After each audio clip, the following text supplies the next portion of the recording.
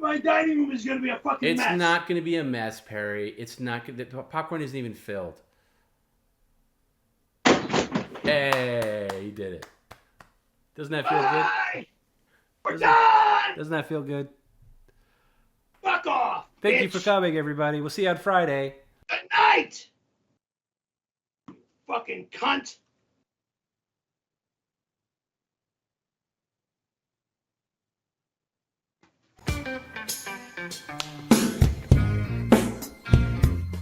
Can't quit you can't quit me. It's so obvious, any sucker can see that you need me in your life like you need fresh air. So let me bend you over, let me pull your hair. You can't quit you and you can't quit me. It's so obvious, any sucker can see that you're fully miserable without my love. So get in your knees and give my penis a hug. Can't quit you and you can't quit me. It's so obvious, saying sucker can see that we're meant to be together like peas in a pod. So let me bend you over and I'll give you my rod. Can't quit you and you can't quit me. It's so obvious, saying sucker can see that when you get hard for a man, that means you're gay. So pull down your shorts and fire away. Go Randy, go Randy, go. Can't quit you, can't quit me. Go Randy, go Randy, go. Can't quit you, can't quit me. Go Randy, go. Can't quit you, can't quit me. Go Randy, go. 1992. Can't quit you can't quit me. It's so obvious, any sucker can see that you need me in your life like you need fresh air. So let me bend you over, let me pull your hair. You can't quit you and you can't quit me. It's so obvious, any sucker can see that you're fully miserable without my love. So get in your knees and give my penis a hug. Can't quit you and you can't quit me. It's so obvious, saying sucker can see that we're meant to be together like peas in a pod. So let me bend you over and I'll give you my rod. Can't quit you and you can't quit me. It's so obvious, saying sucker can see that when you get hard for a man, that means you're gay. So pull down your shorts and fire away. 1992. So pull down your shorts and fire away. Very blue. So pull down your shorts and fire away. Like a milkshake. So pull down your shorts and fire away. Like a milkshake. 92. Go Randy, go. 92. Go Randy, go. 92. Go Randy, go.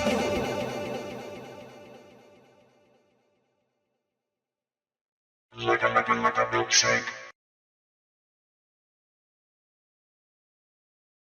Thanks for staying up. You're listening to PCL Radio, and that was Can't Quit You and You Can't Quit Me by Randy Callahan from his forthcoming album.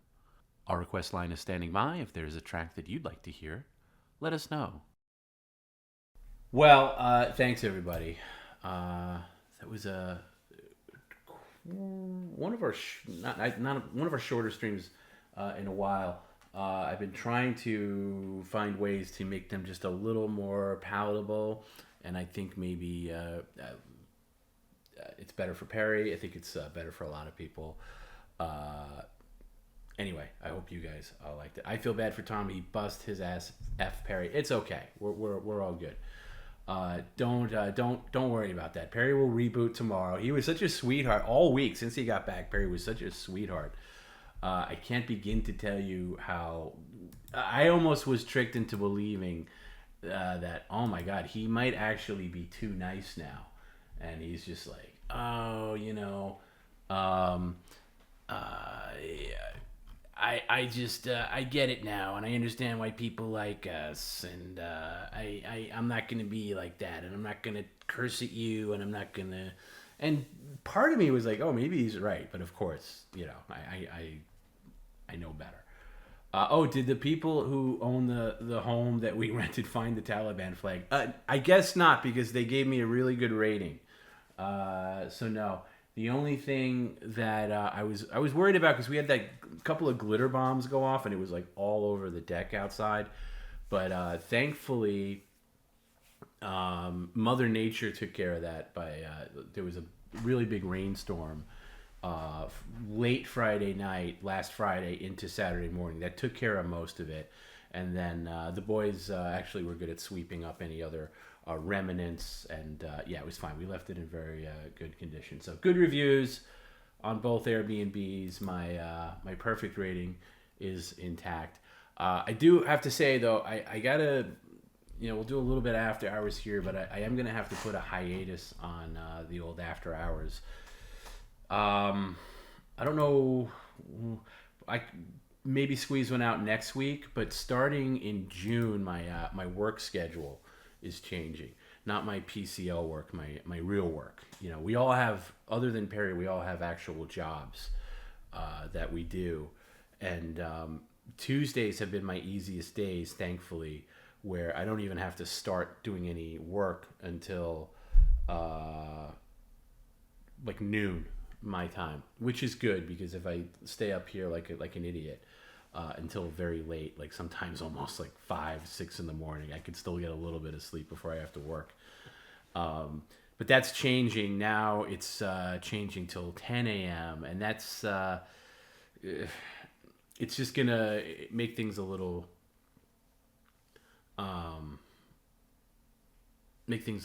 different. So I'm gonna have to figure out how to work things. They will still do the stream and everything like that, but I do have to get at least some sleep to do my job. So a little bit of a hiatus, and we'll figure it out. And also the stream start time for Monday is going to go back to 7 p.m. at the end of June, because I am coaching Teddy's T-Ball League.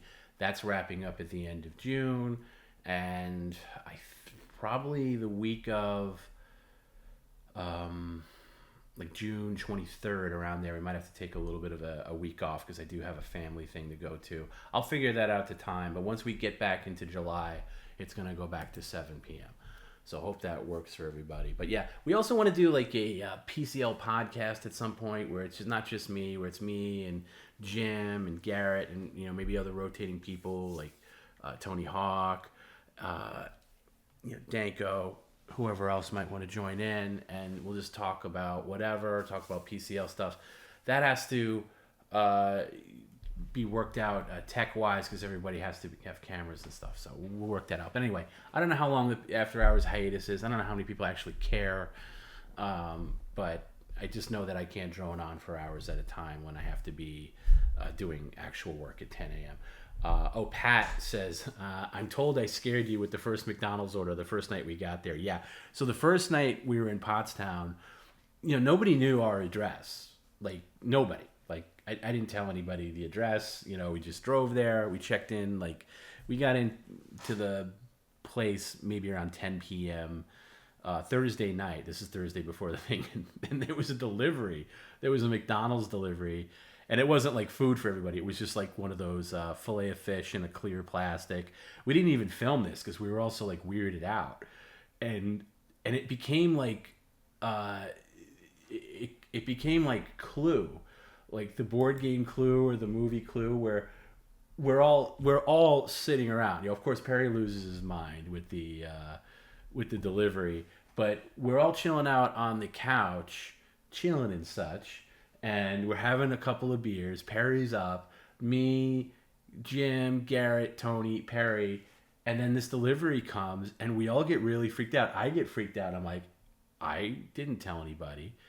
Like, I didn't even tell my wife. And then I'm texting her. I'm like, did you send us McDonald's? And she's like, no, I don't even know where you are. And then, obviously, I think it's Tony Hawk. So I say, all right, you sent the McDonald's. Ha, ha, ha. And he was like, no, I didn't send it. And he was like being real. He's like, no, I didn't send it.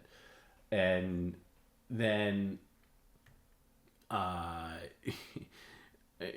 went around to Garrett, then went around to Jim, and then like really nobody sent it. And then we started getting freaked out. Like, how the hell could anybody know where we are? And Jim did some investigating in Discord. They figured out that it was Pat. And then of course it was Pat, because Pat's this guy. I'm sure not everybody knows Pat, but Pat's like, let's just say he's very resourceful. And I guess there's a way to figure it out, because you could probably go on there. How many Airbnbs are there in Pottstown, in Pottstown? Probably not many. And you could probably determine it, like maybe reserve it or something. And I don't know how the magic was done, Pat, but yeah, you did freak us out. But then we all laughed when we figured out it was funny, but it was just like what the f, because we were in the middle of the woods. That's the other thing too. This place was deep into the woods. When you drove off the main road, like you go deep in, like really deep in, and then you're in the woods. And that's why when Perry was screaming and yelling at the top of his lungs on the stream, it didn't really matter because there were no neighbors. So anyway, that was really it was funny. It was funny. Yeah, maybe Pat sent one to every Airbnb in Pottstown. There wasn't many, but it was impressive.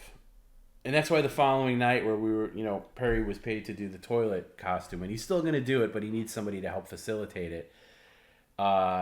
Where that came, and we were looking for a screwdriver, and I think Jim told me that, hey, Pat said he couldn't find one, and I was like, well, if Pat can't find one, it cannot be found, because this man is anything but resourceful. So yeah, anyway, welcome back, guys. I will say this does kind of suck for me to be back doing this way. I really, Pat says one photo on Instagram was all it took. Okay, wow. For you though, I don't think a lot of other people could do that. Can I do after hours on Fridays? No, because that one stays up on YouTube, and I don't like the after hours being a part of the main PCL stream when it's like archived on YouTube.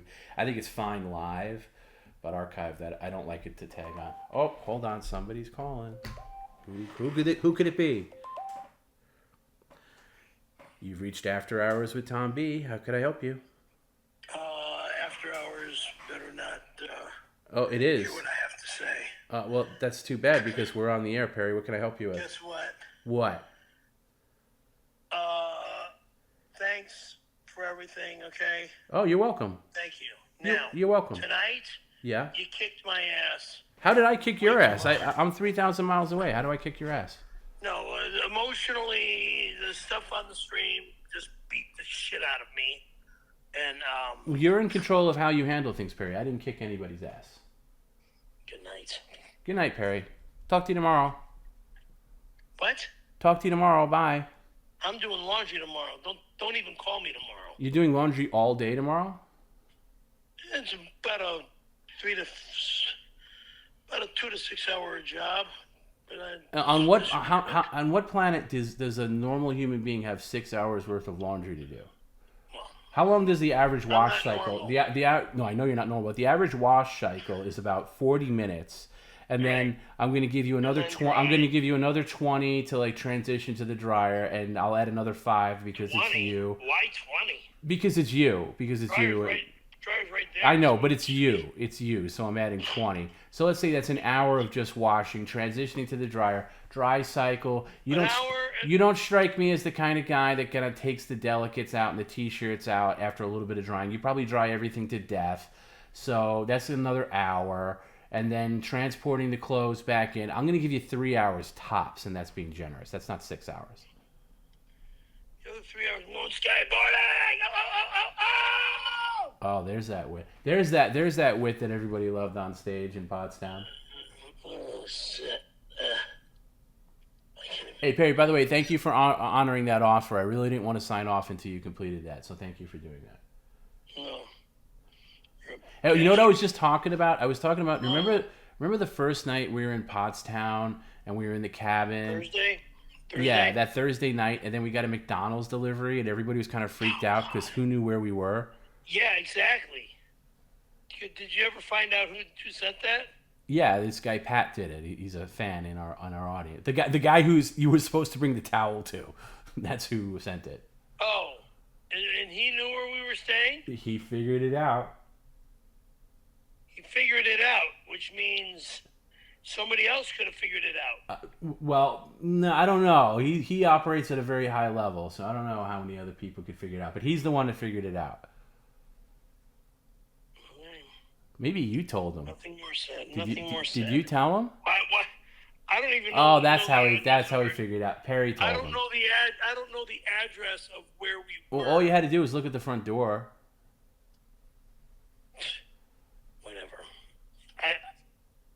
I'm brain dead with stuff like that. Okay. I think Perry did take a bite of it too. Maybe we did get some of it. Maybe Garrett's the one to answer that. Maybe we did get some of it on video. I don't remember. I don't remember. I just know we were all really tired because it was a long drive there. Yes. There was a lot of traffic getting to Long Newark. flight, long drive. And then I was late picking these guys up because there was like a tractor trailer that like drove off the side of the New Jersey Turnpike, and I was stuck behind that. So Lovely. it was a long day. So we were all kind of like fried, and Gone. we were gone, and we were drinking beers, and then that happened. So.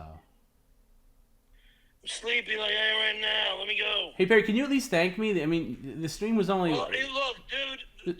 The Hey, week was incredible. I'm not talking about the was week. incredible. I'm not talking about the week. I'm saying the stream was under 5 hours tonight. Okay, so. Thank you. Okay. Beyond belief. Thank you. Okay. So stop being a dingling about All it. right. Oh, okay. So Garrett says we got the arrival and Perry being a baby. Okay, we did get a little bit of that footage. Well, what else is new? All right. I'm going to bed. First, I'm taking a shower. All right, you want to apologize to Sweat the off. audience for attempting to scam and your behavior? There's no scam. Oh, by the way, can you apologize for calling me the C word? That's a real vile word. I don't think I deserve. I didn't use that on the stream, did I? You used it several times, directed at me, not even your sister-in-law. I'm sorry. You called me a C word like 3 I'm times. sorry. That should have never came out today. What did? And it slipped. See, there's things that I say at times that I don't even know what I'm saying. Yeah, I know. We've all heard that story. All right, Perry, I love you. I'll talk to you tomorrow. Yeah, okay. I'll be doing laundry, if not doing laundry, snowboarding, Right. if not snowboarding. Do you ever tune in? Surfing. Do you ever tune into After Hours knowing that it's on? Like, what are these guys talking about? I'm going to tune in. No, I go right to bed. I clean up. If I dump all the trash outside in the big dumpster, I'll do that, and then shower and go right to bed. Okay. But tonight, Hey, let's do a little Q&A on the phone, Perry. Anybody quickly? night. Anybody quickly? Hanging up. No, hey Perry, don't be rude. hanging up. Don't be rude. I'm hanging up. I want to get one question from the audience. I'll pick one question and ask you. Can you stay on for 1 minute? There's a little bit. No, fuck. There's a little bit of a delay, so I gotta wait for some. Christ. Give me a question that's not gonna make. One fucking question, and that is it. Okay, I'll pick it. And then I hang up. I'll pick it. Don't ask him a question that's gonna make him mad. Like a real question. One question, and then I hang up. Yeah, and Perry, watch your language. We don't do bad language on After Hours. Again, We try not. Hang up. Okay, waiting for a question. Hasn't come in yet.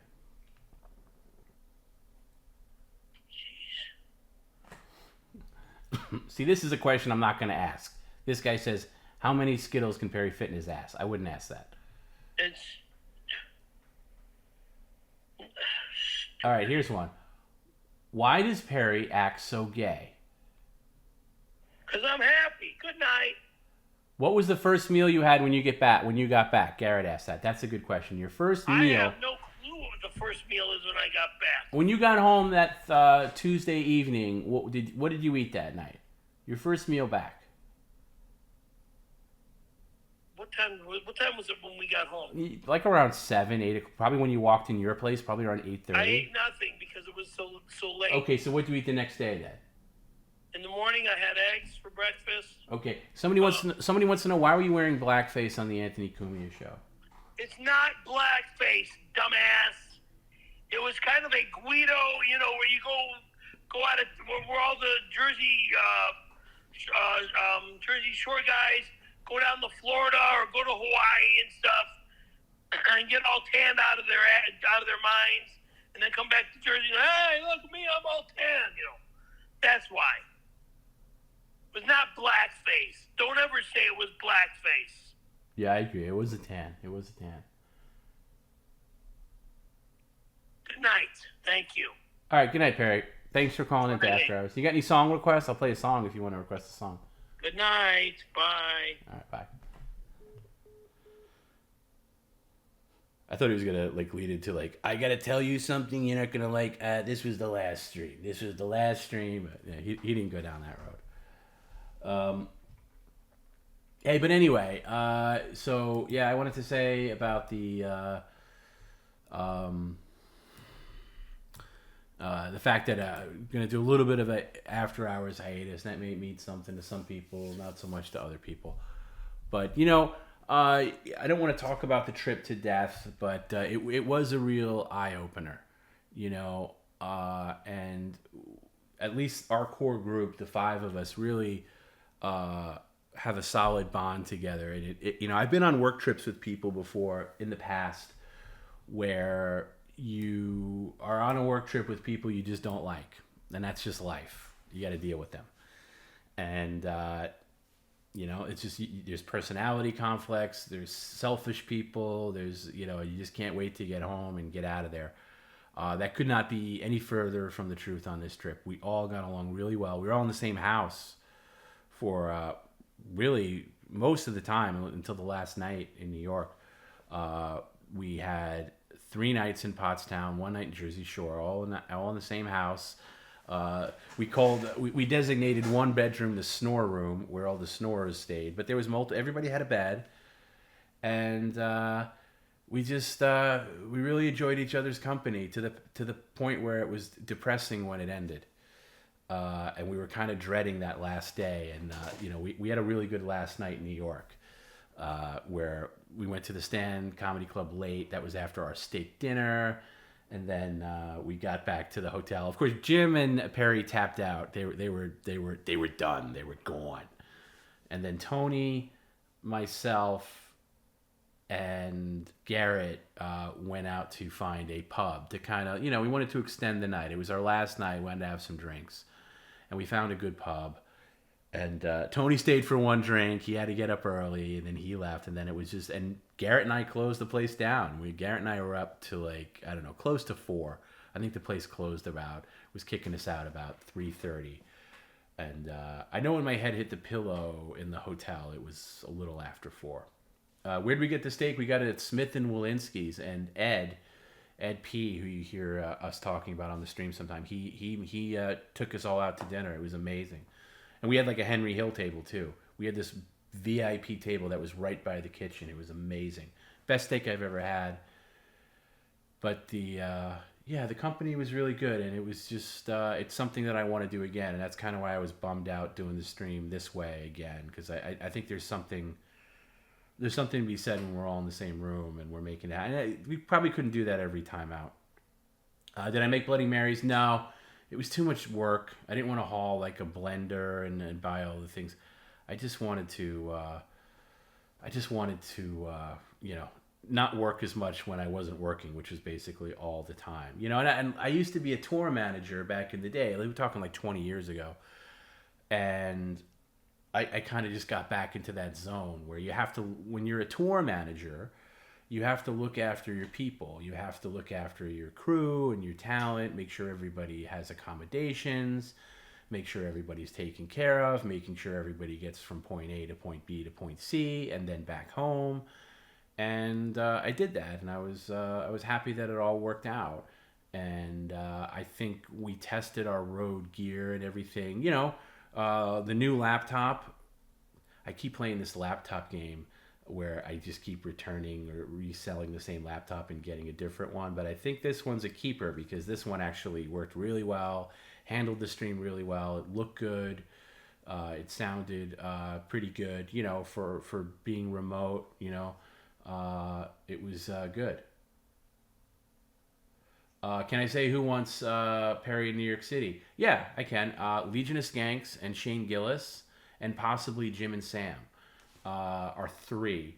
And then Chrissy again, maybe Anthony Cumia again, but I don't think Anthony quite gets Perry, even now. So that might have been a one and done, but I don't know. But yeah, there's a lot. I would love to get Perry in with the Legion of Skanks people. They did say that they wanted him, and there was somebody else too. The name escapes me at the moment, but yeah. So we got to come back to New York. I would say maybe August, September, and just do a media tour. We can do a couple of live streams. Can I play the Pottstown sound on the way out, Danko? You know what? That song got us nailed with copyright. No, I actually can't play it. I played it going out on Friday, and they almost removed the stream from YouTube. I mean, from people being able to view it because it was copyright struck, and I had to appeal it. And at least now that's I don't think it was viewable for a short time, and then it was because I appealed it. So now you got to be careful with some of those songs. And I thought of all songs, like that song would be pretty easy to get away with. But man, it was annoying. You know, that's the problem with media share.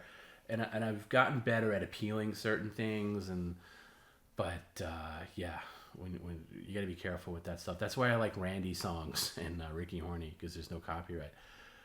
Perry is not gonna like Legion of Skanks blowing smoke in his presence. Yeah, well, we'll see. We'll see how that goes. I would love to do Legion of Skanks. Love to do Chrissy Mayer again. I think that's a good fit for Perry. Maybe Anthony Cumia. And I'll tell you who we're gonna do, because you know this has come up time and time again, and I had a long talk with our crew about it. But Perry's gonna do Gavin. Perry's gonna do Gavin McGinnis, and I'll tell you why. Because I really felt shitty, because Gavin was texting me. I go back a long way with Gavin. Gavin and I were friends. Won't say we had a falling out, but we just haven't connected a lot in recent years, because you know he went his way with the politics thing, and I'm trying to get not have anything to do with political stuff. But so Gavin was Gavin and Anthony and Perry really hit it off back in the green room. Anthony, by the way, I can't say enough great things about Anthony Cumia. He was so cool backstage in Pottstown. He was just, I mean, he was there before us. He had a buddy there who was a cop that was really cool. And they were both getting their drink on, and he was kind of seeing Perry in the Raw. There was a McDonald's delivery backstage. Perry lost his shit. So anyway, it was funny. And then I was talking, me and Anthony were talking. We were talking about old Columbo episodes. We were talking about like old TV shows and stuff. And he was just great. He was great. And I even talked to him about stuff. We even talked a little bit about Red Bar and how, you know, people were like bad mouthing, you know, him, and how I don't know why it just led into it, but I was like saying like, yeah, I had issues with so-and-so, like people that we both knew. And he was super cool. And he was like, yeah, I don't care. He's like, I don't care anything bad that anyone's ever said about me. I don't care. I'm just doing my thing. I don't care. So he was cool. He was just awesome. And then he was on the podcast. I guess they're going to show the Uncle Rico podcast portion of that show at some point. So Cumia was on that, and got to see Perry in full frame. And he was just laughing his ass off. And I didn't get to see his stand-up, but apparently people say he killed it on stand-up. So it was great. And then it was a big mystery whether or not we were going to go on Cumia, but he did invite us on to go like on that Monday show, which was great because we were already going to New York anyway, and it kind of really made that trip worth it that we were on such a high profile show. Not that Chrissy wasn't, but we were going on there anyway, and it just would have been awesome. So anyway, Cumia takes a picture with Perry. He sends Gavin a text message of the picture. Gavin starts blowing up his phone like, oh my god, da da da da. Starts texting me like, and then when Perry went to Cumia's studio, I sent Gavin a picture of Perry out in the studio, and he was like offended.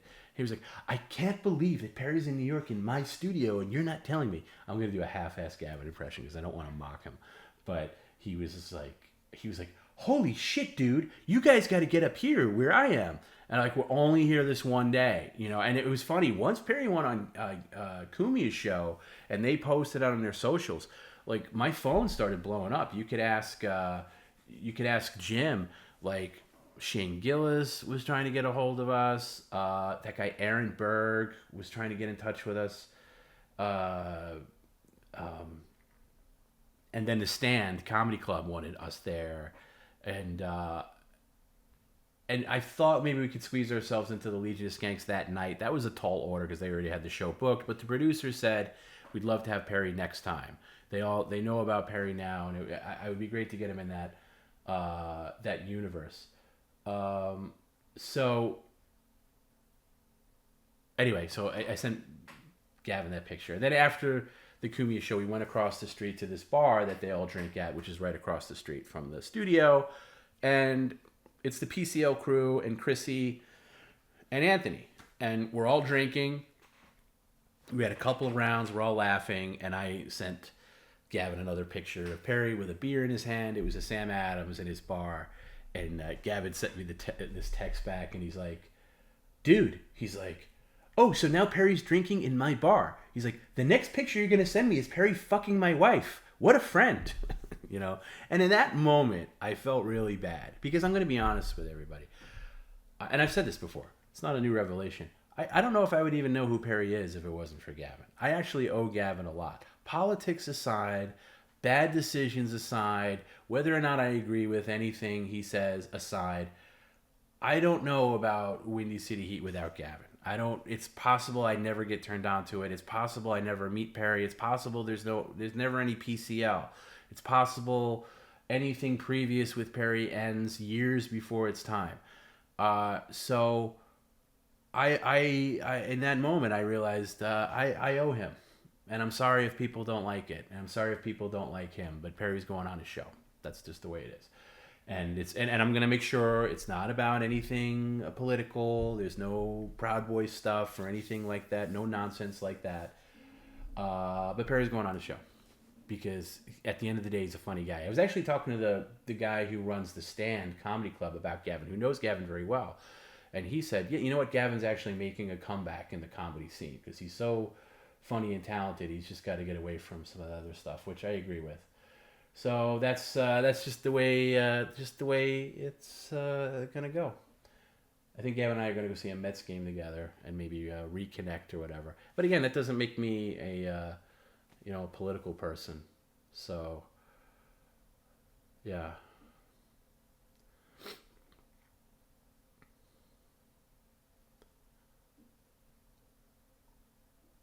I draw the line. No, I didn't say I draw the line at Gavin. Here's what I mean by I draw the line at Gavin. It's a PR thing. It's a PR thing. It's by the way, Kumia talked about, maybe I'll play a clip of it. Kumia talked about Perry every day last week after Perry was on. There was a caller that called in about him on that Tuesday, and then he talked about him with Gavin on Wednesday. But guess what? I can't play it because Gavin's not allowed on YouTube. You can't even show his face or play his voice or show a clip of him. YouTube would remove it. That's how fucked it is. So yeah, go on shows that you agree with politically. Yeah, I don't care about politics. I don't care. I would go on any far left show. I would go on any show. I probably wouldn't do Alex Jones, but it's fine. Gavin's a good guy. Gavin just needs a refresher in Perry because he's very outdated. And I told him that. I said your Perry knowledge is very outdated. But they'll have a good time together. But anyway, so that's what's gonna happen. We'll see. They got to come back to New York at some point. I don't know if we do a live. We could definitely do a live thing in New York. It would just take planning or whatever. I don't know if we do another thing with Uncle Rico thing or not. They know they talked about maybe doing something in L.A. That's possible that there would have to be. It would have to be a conversation, about that. We'll see. But a lot of things can happen. I don't want to overdo it. I don't want to oversaturate. Like I did like traveling with Perry and everybody. So if it was up to me, I would do it more frequently. But I also don't want to overdo it. But the show is very good. I think we talked. Here's the deal. I got some shit from people, the few people that weren't there to see Perry, that Perry went too long at the end. And here's the deal with that. It was very important to all of us, and by all of us I mean Team PCL, that people who traveled to see Perry got their money's worth. Now, tickets were priced ridiculously low, was $40 for the top tier like VIP ticket. But there's still travel expenses, from people traveling. People did long drives, multiple hotels. People flew in. They had to pay for their accommodations, gas money, all that stuff that goes along with traveling. So we wanted to make sure that everyone who came to see Perry left happy, and I think people did.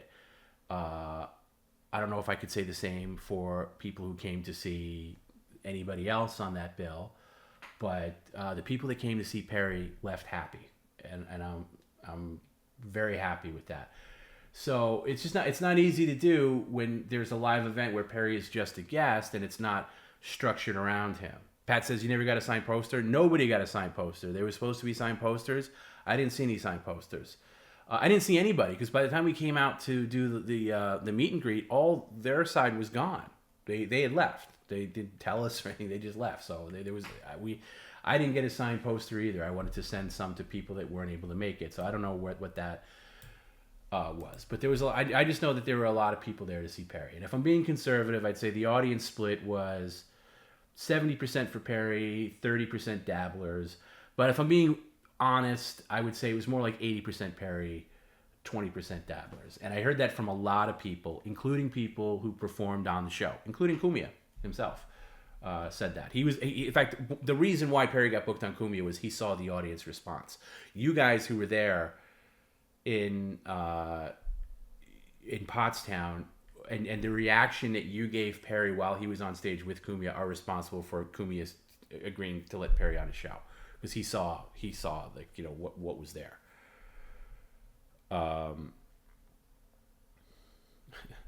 Shuli's crew can't throw an event. They're rolling doobies down by the river. I'll tell you what, you're not wrong on that. For as much I was told how great the crew of the Elko, not to say anything about Bob or Shuli, on a personal level, I love them to death, but their crew, who we all heard were like, oh, these guys are amazing, they can do anything. I don't know. I don't know about that.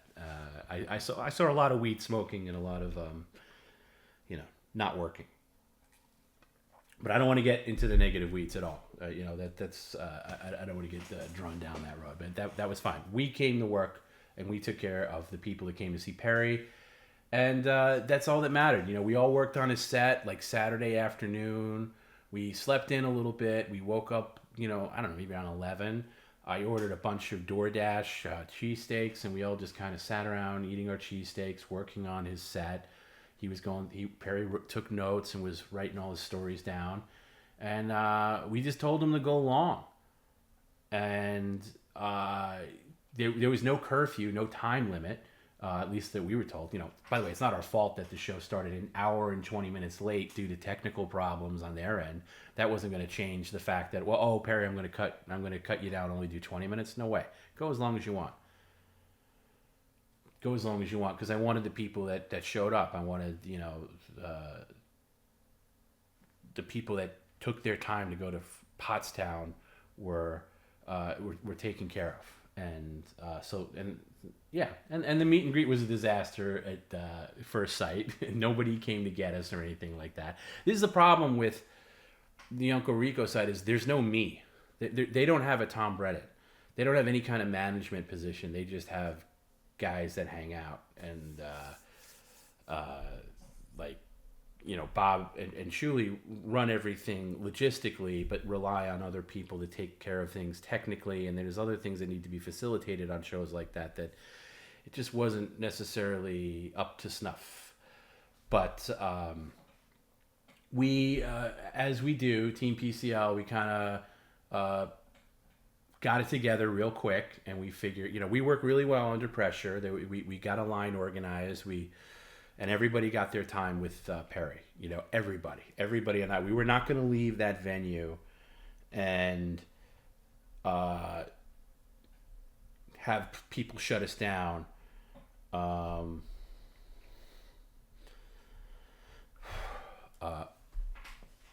While there's still people waiting to see Perry. So everybody got their moment. Now, some people were a little overzealous.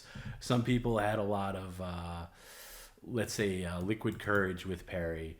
But they all got their moments. And people were so sweet. They just didn't want to see Perry. They were there to see me. They were there to see Garrett and Jim and Tony Hawk. And it was just it was really overwhelming. So I don't know how long the meet and greet was beginning to end, but it was good. And shout outs to Joel, who runs Soul Joel's. Like, he came up to us at the end and he was like, "Hey, I got a Mother's Day brunch tomorrow. I'm sorry to rush you." And we were just about done by then. And I wrote him privately after, and he said he was a big fan of Perry in the stream, and he was cool. Apparently, cops were called because I think somebody like tried to kick open a door, and Joel didn't like that. But I think that was okay. Shout outs to Greg, by the way. This guy Greg that came with a bunch of his friends to Pottstown. He was in my area on Friday and hit me up, and we went out for drinks and food on Friday night. And he was kind of telling me about that because we were gone by then. But I guess people just didn't want to leave. And then, I don't know, he said one guy was kicking the door open but wasn't kicking it aggressively. And Joel got upset with that and called the cops. And that's what happened. But he said everything. Oh, by the way, shout out to Greg, because when he showed up to meet me for drinks, he actually brought Teddy a gift, and he brought him like this Mario toy that Teddy's been obsessed with. So that was really sweet. So we have really cool fans. Jim says Perry randomly started accusing Tom of sending a weird video of something coming out of a woman's a-hole. Tom looked at me so confused. Tony started cracking up, and Tony sent the video, not Tom. Yeah, I had no idea what Perry was. That was like Saturday morning maybe, and he's like, "Why did you send me that video? Can we do something in Chicago sometime?" Yes, we absolutely can. Nothing's off the table. The one that I really want to do though is Dublin. I'm talking to the UK and Irish fans. Send me an email, perrycaravelalive@gmail.com. Let me know if you'd be interested in that, because I think the venue we're looking at has about 80 seats or something like that. So if you can get 80 people interested in Dublin, we'll do that next summer. Garrett sent me a video. I just got to find it real quick. This is some backstage stuff from Pottstown. I don't know why it's always hard for me to find clips after the show. Backstage. Okay, I got it. Here we go. Let me see if this plays. It is. You know it. You know they love you. So there's Kumia hanging out, and he's just loving. Now this guy with the hat is a real dick. That's I think his name is Vince the Attorney, they call him. I never heard of him before. Maybe I heard of him before because I know he was on the bill. He's the one that drove High Pitch Eric there, and he was just giving us shade the whole night. Was just couldn't wait to tell people how he didn't get Perry. He was going up to Kumia saying, "I don't get this. This guy's not funny. I don't know what this guy's doing here." And by the way, nobody was there to see him. More than just about 80% of the people were there to see Perry. And look at that puss on his face. What a dick. Vince the Attorney. I'm crying. Don't, yeah. But this is just the beginning, brother. This is just the beginning. You're going to be the biggest star in 2 years, I guarantee it. Absolutely. We have ideas. Look at Vince. He just can't wait to get away from this conversation. He's like, "I hate this. I hate these people." Believe me. Jackie, thank you. Yeah, thanks, Jackie. It's all right. It's all right. Bob. How often do you get Jackie to jump in? That's Jackie. All I needed to have come out of your mouth was guess my name. I would fucking use my name wrong all the time. Sorry, Jackie. Sorry, Bob. I mean You don't like Jackie. Jackie, right? Sorry, Bob. I mean Jackie. Do you recognize that? I mean, sorry, Howard. I mean Jackie. I mean Bob. Yeah, little clip there, but we got a lot of little things that'll go up on Patreon. But that was the thing. But yeah, it was mostly, but that guy was a rare exception. Everybody else was super cool. I got to shout out some people. Bob and his wife are great. Gina Levy is a super sweetheart. She was super sweet to all of us, and loved Perry. Had this great Perry shirt that she had made that she was really proud of. She was like almost starstruck around Perry, And like I said on the stream, I think Bob is really the only person on that side of things that really gets Perry and understands Perry. Everybody else just, I don't think they necessarily watch PCL or get PCL. Eric threatened to kill Vince's family, and Vince was like, "What time do I pick you up tomorrow, Eric?" Yeah, that seems like the kind of guy he is. Anyway, I didn't like old Vince. But we weren't there for that. We were there to take care of our business, which is what we did. And like I said, there was a lot of adversity, and but we got it to work. I just cared about the people that traveled to see it, because my worst thing would be like people complaining, and I know a lot of people complained on their side of things. Like there were some people that left after the podcast because the way they structured it was there was a live podcast that started late because there was sound problems that their team couldn't figure out, and then there was a little break, and then there was a stand-up portion after that, and I think some people from their side left after that, and I think it was because they didn't know that there was a second part coming. I would have to imagine, though, that at the end of the podcast, like Shuli or somebody said, "Hey, stick around." But all our people sticked around, which was important. And honestly, that's all I cared about. There was like one funny review we saw of, I think we read it on the Jersey Shore stream, where somebody was writing a review of like somebody who had no idea who Perry was going to that show. And I would understand if I was in that crowd and I went for like Stern people or whatever, I would be thrown off, to say to say the least. So I'm glad nobody complained from our side. Everybody loved it, and it was good. It was a good night, and we all got back to our Pottstown Ponderosa, had a round of drinks, and we all said each one of us said a very sincere toast. Each one was different. So I did a toast, Perry did a toast, Garrett, Jim, Tony, so forth, and it was all like heartfelt, and it really felt like a team, and we all got along really well. And we're all at different places in our lives too, and age-wise, we're all over the map. Garrett, Jim, myself. Some of us are married, some of us aren't. Some of us have kids, some of us don't, and we all just gelled really well together. And like real friends, and not like real friends. Like we are real friends, and that's rare when you have that in a work situation. Because like I said, I've taken a lot of those trips, like being a tour manager, and there's some people you just hate. And you just want to stay in your hotel room and not do anything social unless you absolutely have to. But it was good. And I called Perry the day after he got back from the trip. I got a little emotional when we said goodbye. We were going around saying goodbye at the airport. I said goodbye to them because I had dropped them at the airport, and they were all flying out of the same terminal.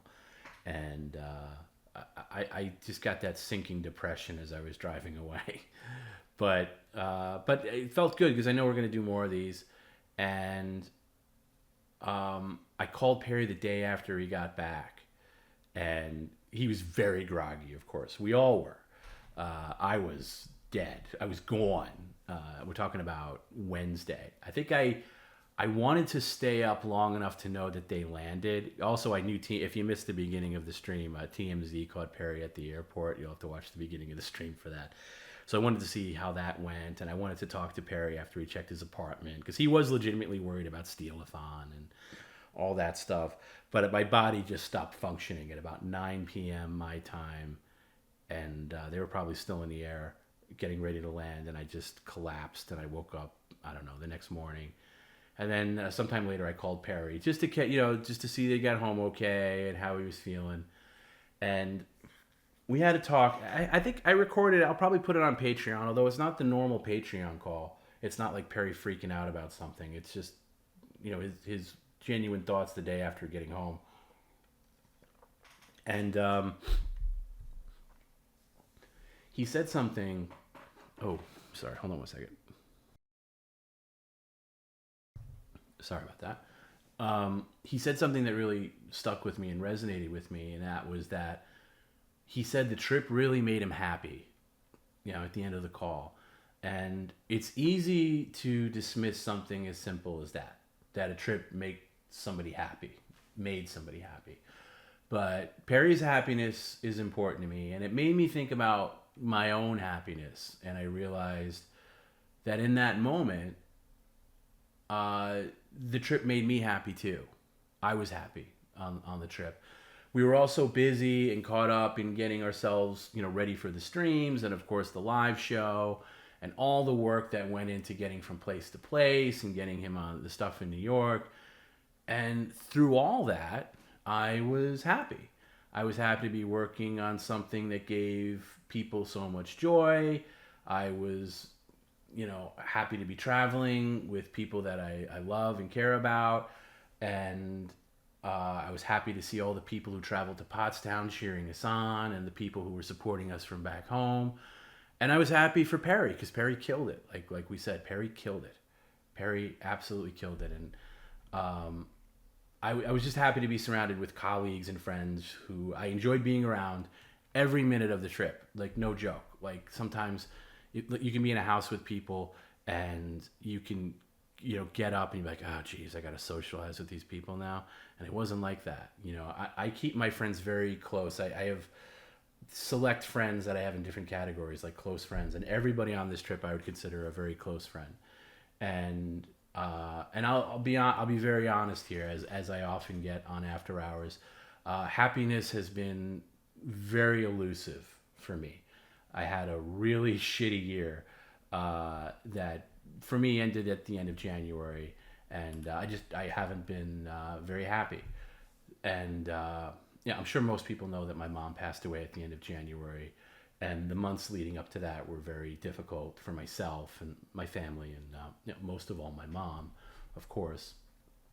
And I never talked about this, and I won't talk about it after this, but last year we had a lot of issues with PCL trolls, for lack of a better term, and I actually hate that word. And and these people spawned off from different groups or subsets, but most were either mad at me for booting them out of the community, for being quote unquote bad people, blaming me for their beloved Big Three no longer being a thing, or whatever. Spread some nonsense about me, and that in itself doesn't bother me. But what made matters worse was these people started going after my family, and they would call my parents at all hours of the night. They threatened my dad, who's like, you guys have heard him, he's the sweetest guy in the world. Or they tell my dad that I was some bad person. But the most vile thing that happened was someone got a hold of my mom on the phone. This is like a year ago, back when she was still answering the phone, and they asked her like, hey, Mrs. Brennan, when are you gonna die? When are you gonna drop dead?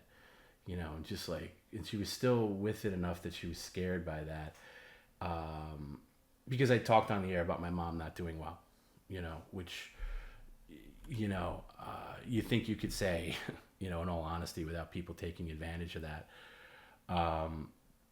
But it's then, I don't know if it was the same group of people, but another group of people took it upon themselves to contact my wife's ex-husband and write him a letter that I was a pedophile and a Proud Boy and a sexual deviant and I shouldn't be allowed around Teddy. Basically trying to, take Teddy away from us, or, disrupt, my family, basically, and bringing a 4-year-old into it, which is, really, really awful stuff. Of course, none of that was true, and I have a great relationship with my wife's ex. He knows everything about the stream. We actually hang out socially. So it was mostly laughed off and didn't do anything. But still, these people tried to disrupt my family. And so that's who those people are. That's who they are at their core. So all that's going on while my mom was about to have minor surgery, and the surgery was life-threatening due to her frail condition, which is why we took some time off last June, because I didn't know if she was going to survive that surgery, and it had to be all hands on deck. But now look, thanks to my neighbor, who happens to be a detective, and other resources, I was able to track down the people. I had to hire an attorney, which wasn't fun. It's never fun when you have to get legal, despite what Perry says. And, look, you cannot like me. You can hate me. You can hate Perry. You can hate any of our crew or PCL in general. You could shit talk about us to the end of time. We don't care. But there's certain things you just don't do. You don't go after somebody's family. You don't go after someone's job, and you don't threaten their well-being, and you don't threaten their family. That's something you just don't do. And you would think that's just common decency, but that's sadly not a trait that certain people have. Yeah, somebody says they're a bunch of delusional morons, and that may be the case. And but none of that affected me long term. You know, I did get legal. Some of the perpetrators, let's just say, even apologized, and you know, you got to forgive people on some things. But look, the bottom line is it didn't take any real estate in my head, because I still needed to take care of my mom, my family, do my job in PCL, and look, family always comes first. That stuff, you know, had a very little speck of dust in my brain. So, but that's just my point, my long bloated point to say it was a real shitty year. Mostly because of slowly losing my mother. And month to month, she lost more and more of the person she was. And as her son, it was very hard to see. And I didn't have much of a break either. You know, we buried Mom on a Friday, and I was back doing PCL that very next Monday. So just a long way for me to say that when we were all on the trip, I was happy for the first time in a very long time. And I didn't even realize it until it was over. But I was very happy, and I would like to do a lot more of those coming down. So there's a happy ending there somewhere. But shout outs to Garrett and Jim and Tony especially for making my life really easy and picking up a lot of slack whenever we needed it. It was just it was really great the way it came together. And Perry, you know, Perry attacked everybody at various points. I think Garrett's the only person that's never been physically attacked by Perry. But the rest of us all got our lumps, even Jim. But you know, Jim's that way. Jim's now officially our PCL security, so we got to get him a PCL security shirt. So anyway, I without getting in the weeds of you know, happiness versus not happy. You know, we all go through things. We all have periods where we're not happy. I can't tell you how many people, even in person, say how important. Oh yeah, he didn't attack you. He tried to climb over him. I guess that's a little different. I thought he was attacking you when you tried to prevent him from opening the car door when he was kind of jumping out. But we all go through things, and there was a couple of people that came up to me, because I was the guy that like you saw first on the line, where it was like, oh hey, you know, we'll take care of you, and we'll bring you over to Perry, get your picture taken, any kind of autograph. By the way, speaking of autographs, and you guys can answer this, there was a couple of people that had Windy City Heat DVDs, and they wanted Perry to sign the sealed DVD with like the shitty cellophane wrap plastic, and this is more than one person. It was about 3.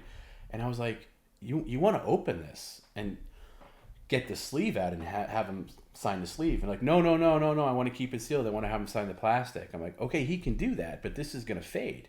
This isn't going to last.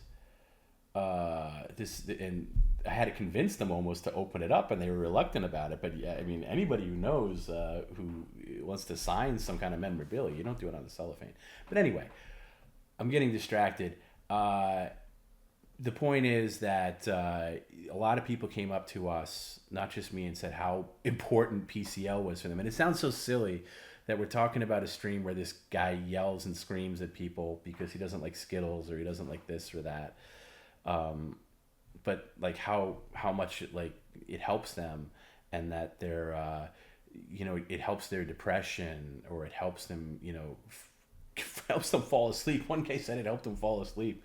I said, wow, I thought that would have the opposite effect. But it was just nice to see that in person and how cool people were. And shout outs to like Tony Pandoloni. And I don't want to start naming names because then people feel left out if I don't name their names. But it was just awesome. And yeah, it was really good. So yeah.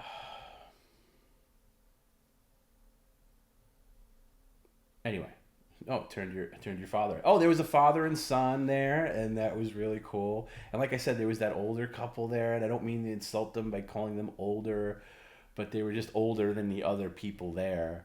Maybe they were in their 50s or something, but they just were so sweet and just wanted to meet Perry. It was just awesome. It was just great to see. And somebody saw him on Cartnarks went through. Yeah, shout out to Cartnarks. A lot of people found Perry through Cartnarks. So let me see if there was something else. So I've been rambling. I haven't checked my messages. I don't know if. I think Garrett said something else. Yeah, let's do that, Garrett. Garrett sent a nice little slideshow to end tonight's stream. Garrett worked really hard on this. It was a great little. That's the other thing too. You got to see people work.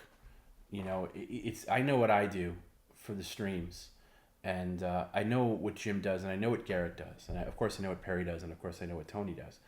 But being all in the same room, you really got to see it in detail.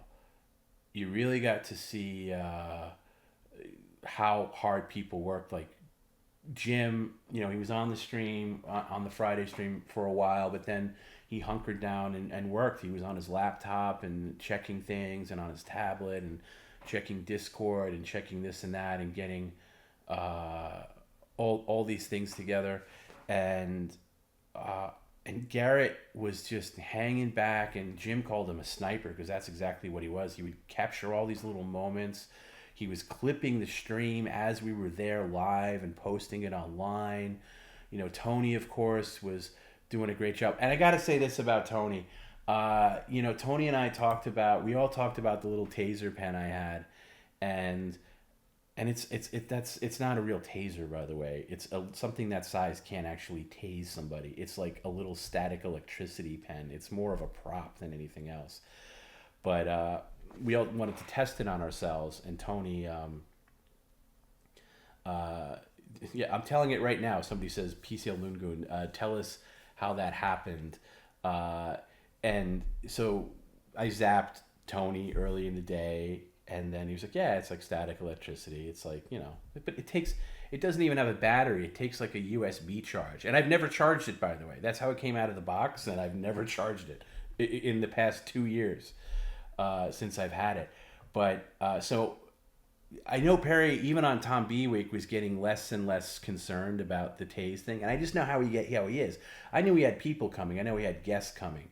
Where you know, Levy was coming over, Shuley was coming over, Mike Morris and that whole crew, and yes, Mike Morris did bomb out our bathroom. That was true. Nice guy though, and I didn't want him attacking other people, so it's kind of like a little shock thing. So.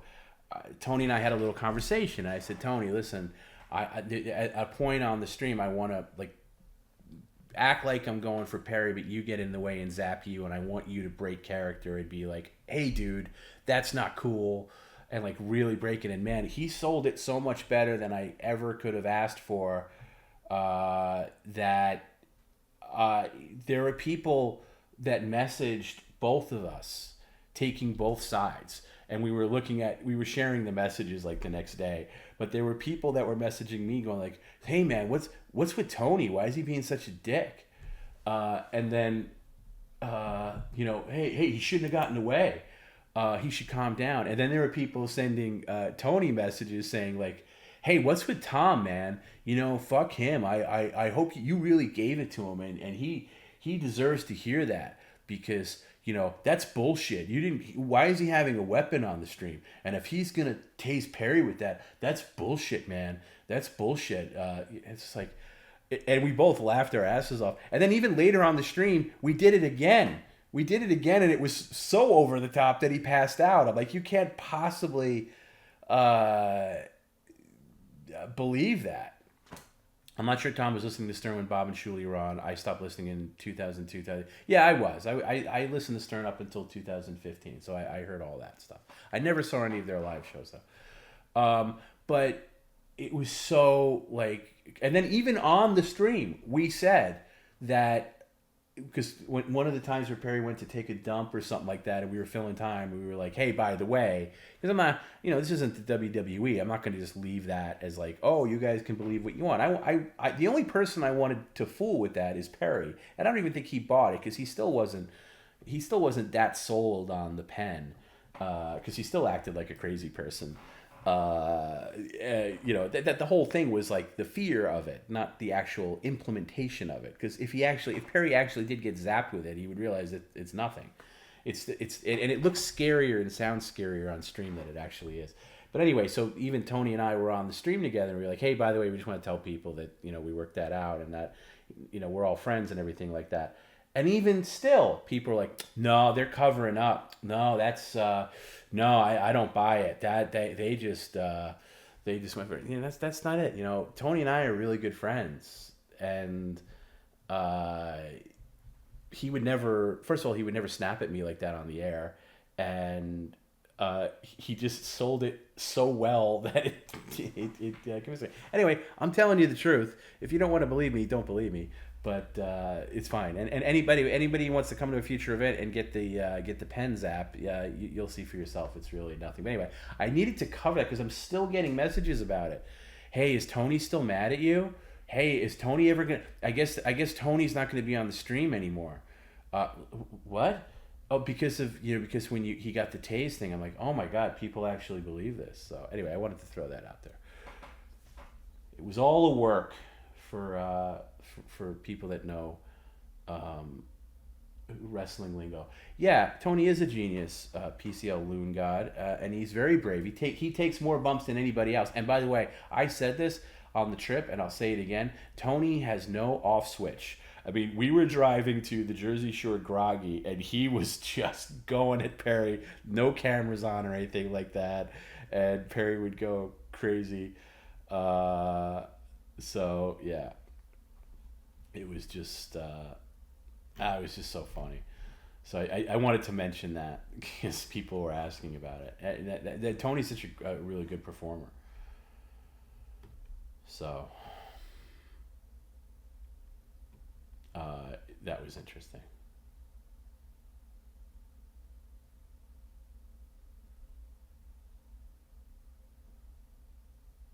Oh, somebody's talking about. Sorry, I'm behind in the chat. Somebody talks about Vince the attorney, Wavy G. I've heard from people on the inside that any attorney who has to advertise is not good. You should avoid. Vince the attorney has his own commercial jingle. What kind of attorney is Vince the attorney? I don't even know.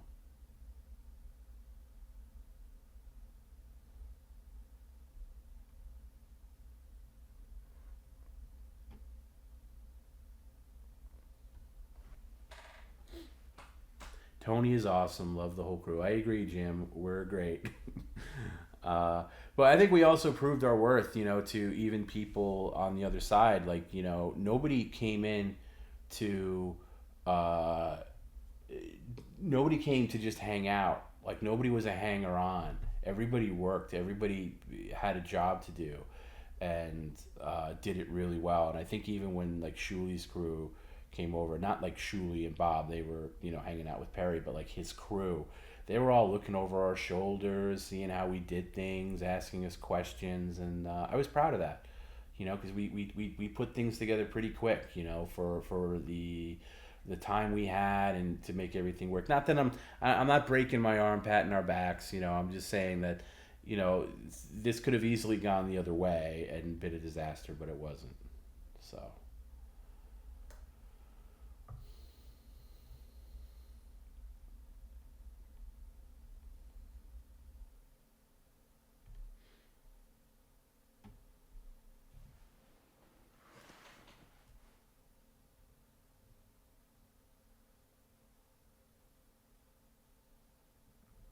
I asked on one of his dopey IG streams and said, "Yeah, I heard he was attacked." What's that all about? So I can't see everything flying in at the same minute. I'm trying to catch up. But that's everything I wanted to say about the trip. I just think it was really, I thought it was really great, and it just gave us all the bug to do it more often. It's just going to be a little more expensive. That's why, I bumped the basic tip comments up to 666, which I think is funny, but also it's only $1.66 more than the $5 ones. I could tell less of them came in tonight. Maybe people don't want to pay that, whatever. But that's just the way we have to do things.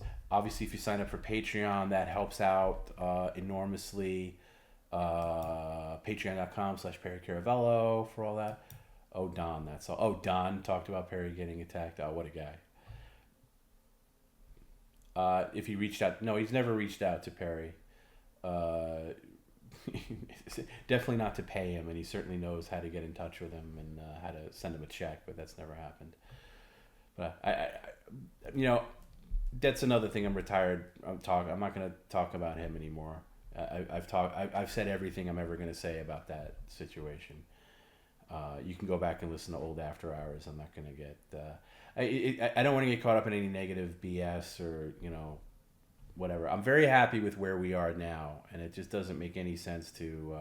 That's why I don't like. There's so many things even in that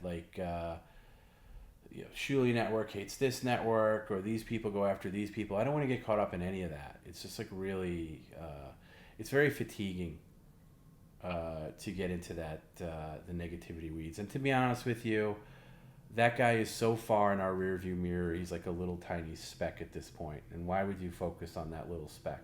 You'd have to put your car in reverse to get a better look at him at this point. And I don't want to put our car in reverse. I want to just, as Perry would say, move forward.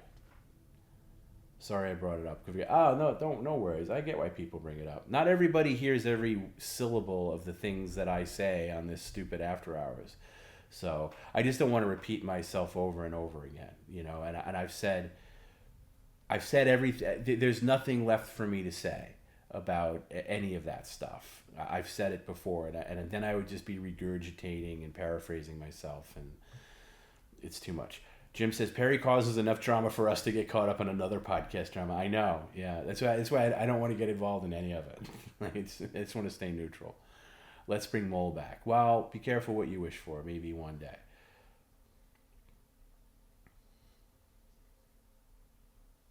I think I've made it clear. We have no problem with Mole. We love Mole.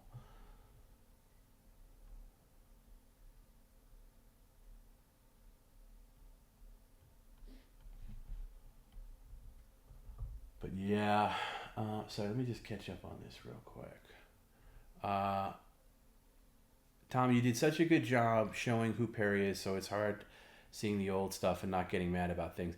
I've heard that from a lot of people, and thank you for saying that, because one of the things that I like about PCL is, as mad as Perry gets and can be a jerk, I do like to see the human side of Perry and show Perry for who he really is. Even Gavin, he was saying, he pissed me off because he was on Kumi and he's like, you have to understand that Perry is a terrible person. He would step on your head if you were drowning. So it's okay to F with him. And I was like, dude, you just don't get it. And I sent him a long text after that. I'm like, dude, you got to stop saying that shit. That's such bullshit. That was the line that was perpetrated by, and now I'm talking about it again, even though I said I wasn't going to, the old regime. That was their thing. They wanted to paint Perry as the ultimate monster, as the ultimate the person that everybody would hate. Here's another, even when Perry's father passed away, they picked the one voicemail that made Perry sound dismissive about his father passing away.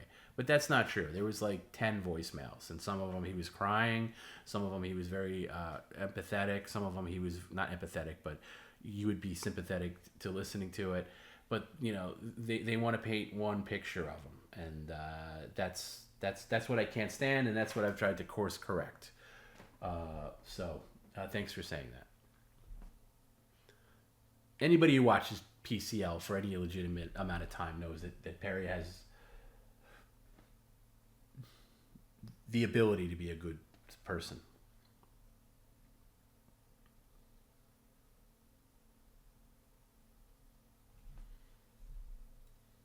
Let me see if I have this clip. Let me show you this clip.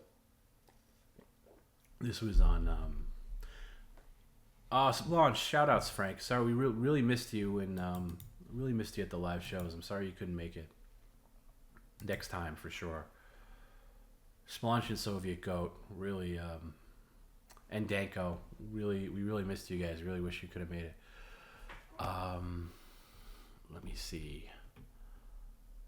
I'm gonna go into this folder here. I was gonna show. So this is the day after on Anthony Cumia's show, and somebody called in about Perry, and Anthony was talking about. Now Anthony actually talks about somebody. He talks about somebody talking to him saying that they don't get Perry, and he's actually talking about Vince the attorney, our friend. So this was on. Yeah, I can't play the next day because that has Gavin on it, but I'll play this one. This is a guy calling in. But check out Perry's full appearance. You just gotta sign up for Compound Media on compoundmedia.com. Oh, and John Jimin too. Yeah, it sucks that he almost made it and he didn't. Anyway, this was the next day on Anthony Cumia after Perry's appearance. What's up, Rob? So real quick. So that guy Perry that was on yesterday, Yes. Gavin talked. He turned him on to us. We learned about him and Kimmel and Windy City Heat and all that. Yeah. Was he, because he was on our hero Anthony Cumia's show? Did they make him put blackface on? I don't know what that really was dark. all about, but I wouldn't be surprised. He came in. The fucked up thing is with the green screen, it was reflecting off the black, and I thought it was green at first. And then when I looked, and when he took the hat off and it wasn't as much shadow, I realized it was just kind of dark. I guess he got spray tanned. They did a spray tan thing. Because he was in the Jersey Shore. Oh, there you go. Okay, now that makes sense. Mm-hmm. That he was all spray tanned and he came up here. I think he looks like a damn fool. Seinfeld. You get that dark from going to Jersey? Jesus, I'm staying here. Well, I guess it was the tan, the hair, because it's all like Jersey Shore stuff. You got to do your laundry. What? Your laundry, your hair, I don't know. Jim Tan Laundry. Yeah, there it was. Jim Tan Laundry. GTL. So he was doing that, I guess. He got his tan, but it didn't look very good. It didn't look even, let's say.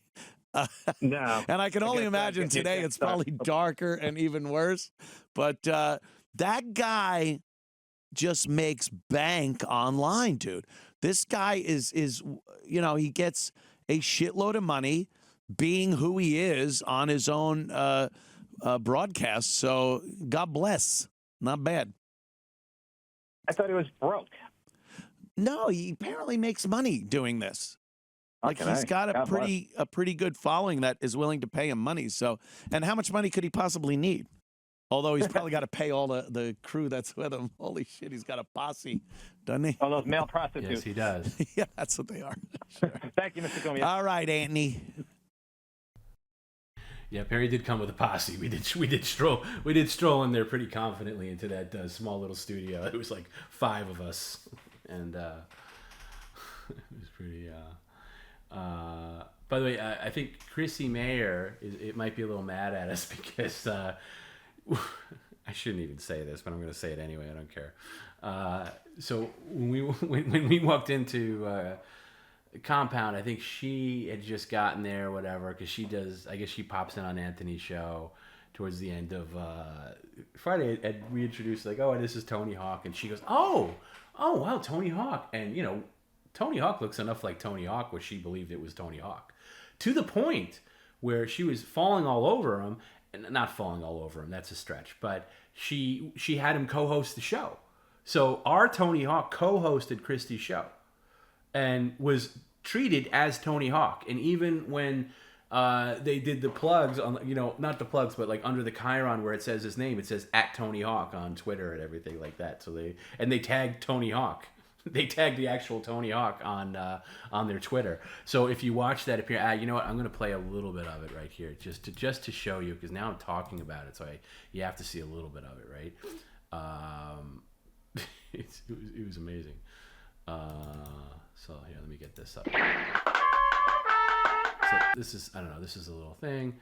They start the show. I don't know who this guy is. They're like host, whatever. They got Frank. Shout out to Frankie McDonald. He was on the show. If you want to see Perry with Frankie McDonald. Yes, so look at on this. the couch. Wow. But look at Tony taking center position with Chrissy. Uh-oh. Yes, Frankie? What? I'm just trying to see where they get like a Chiron on. Yeah, this guy is the one for prostitution. I mean, Now, Perry Caravello's here. You look like you climbed out of a chimney. Explain to me. So I asked you if you were in blackface earlier. You said no, a fan paid you to get a spray tan.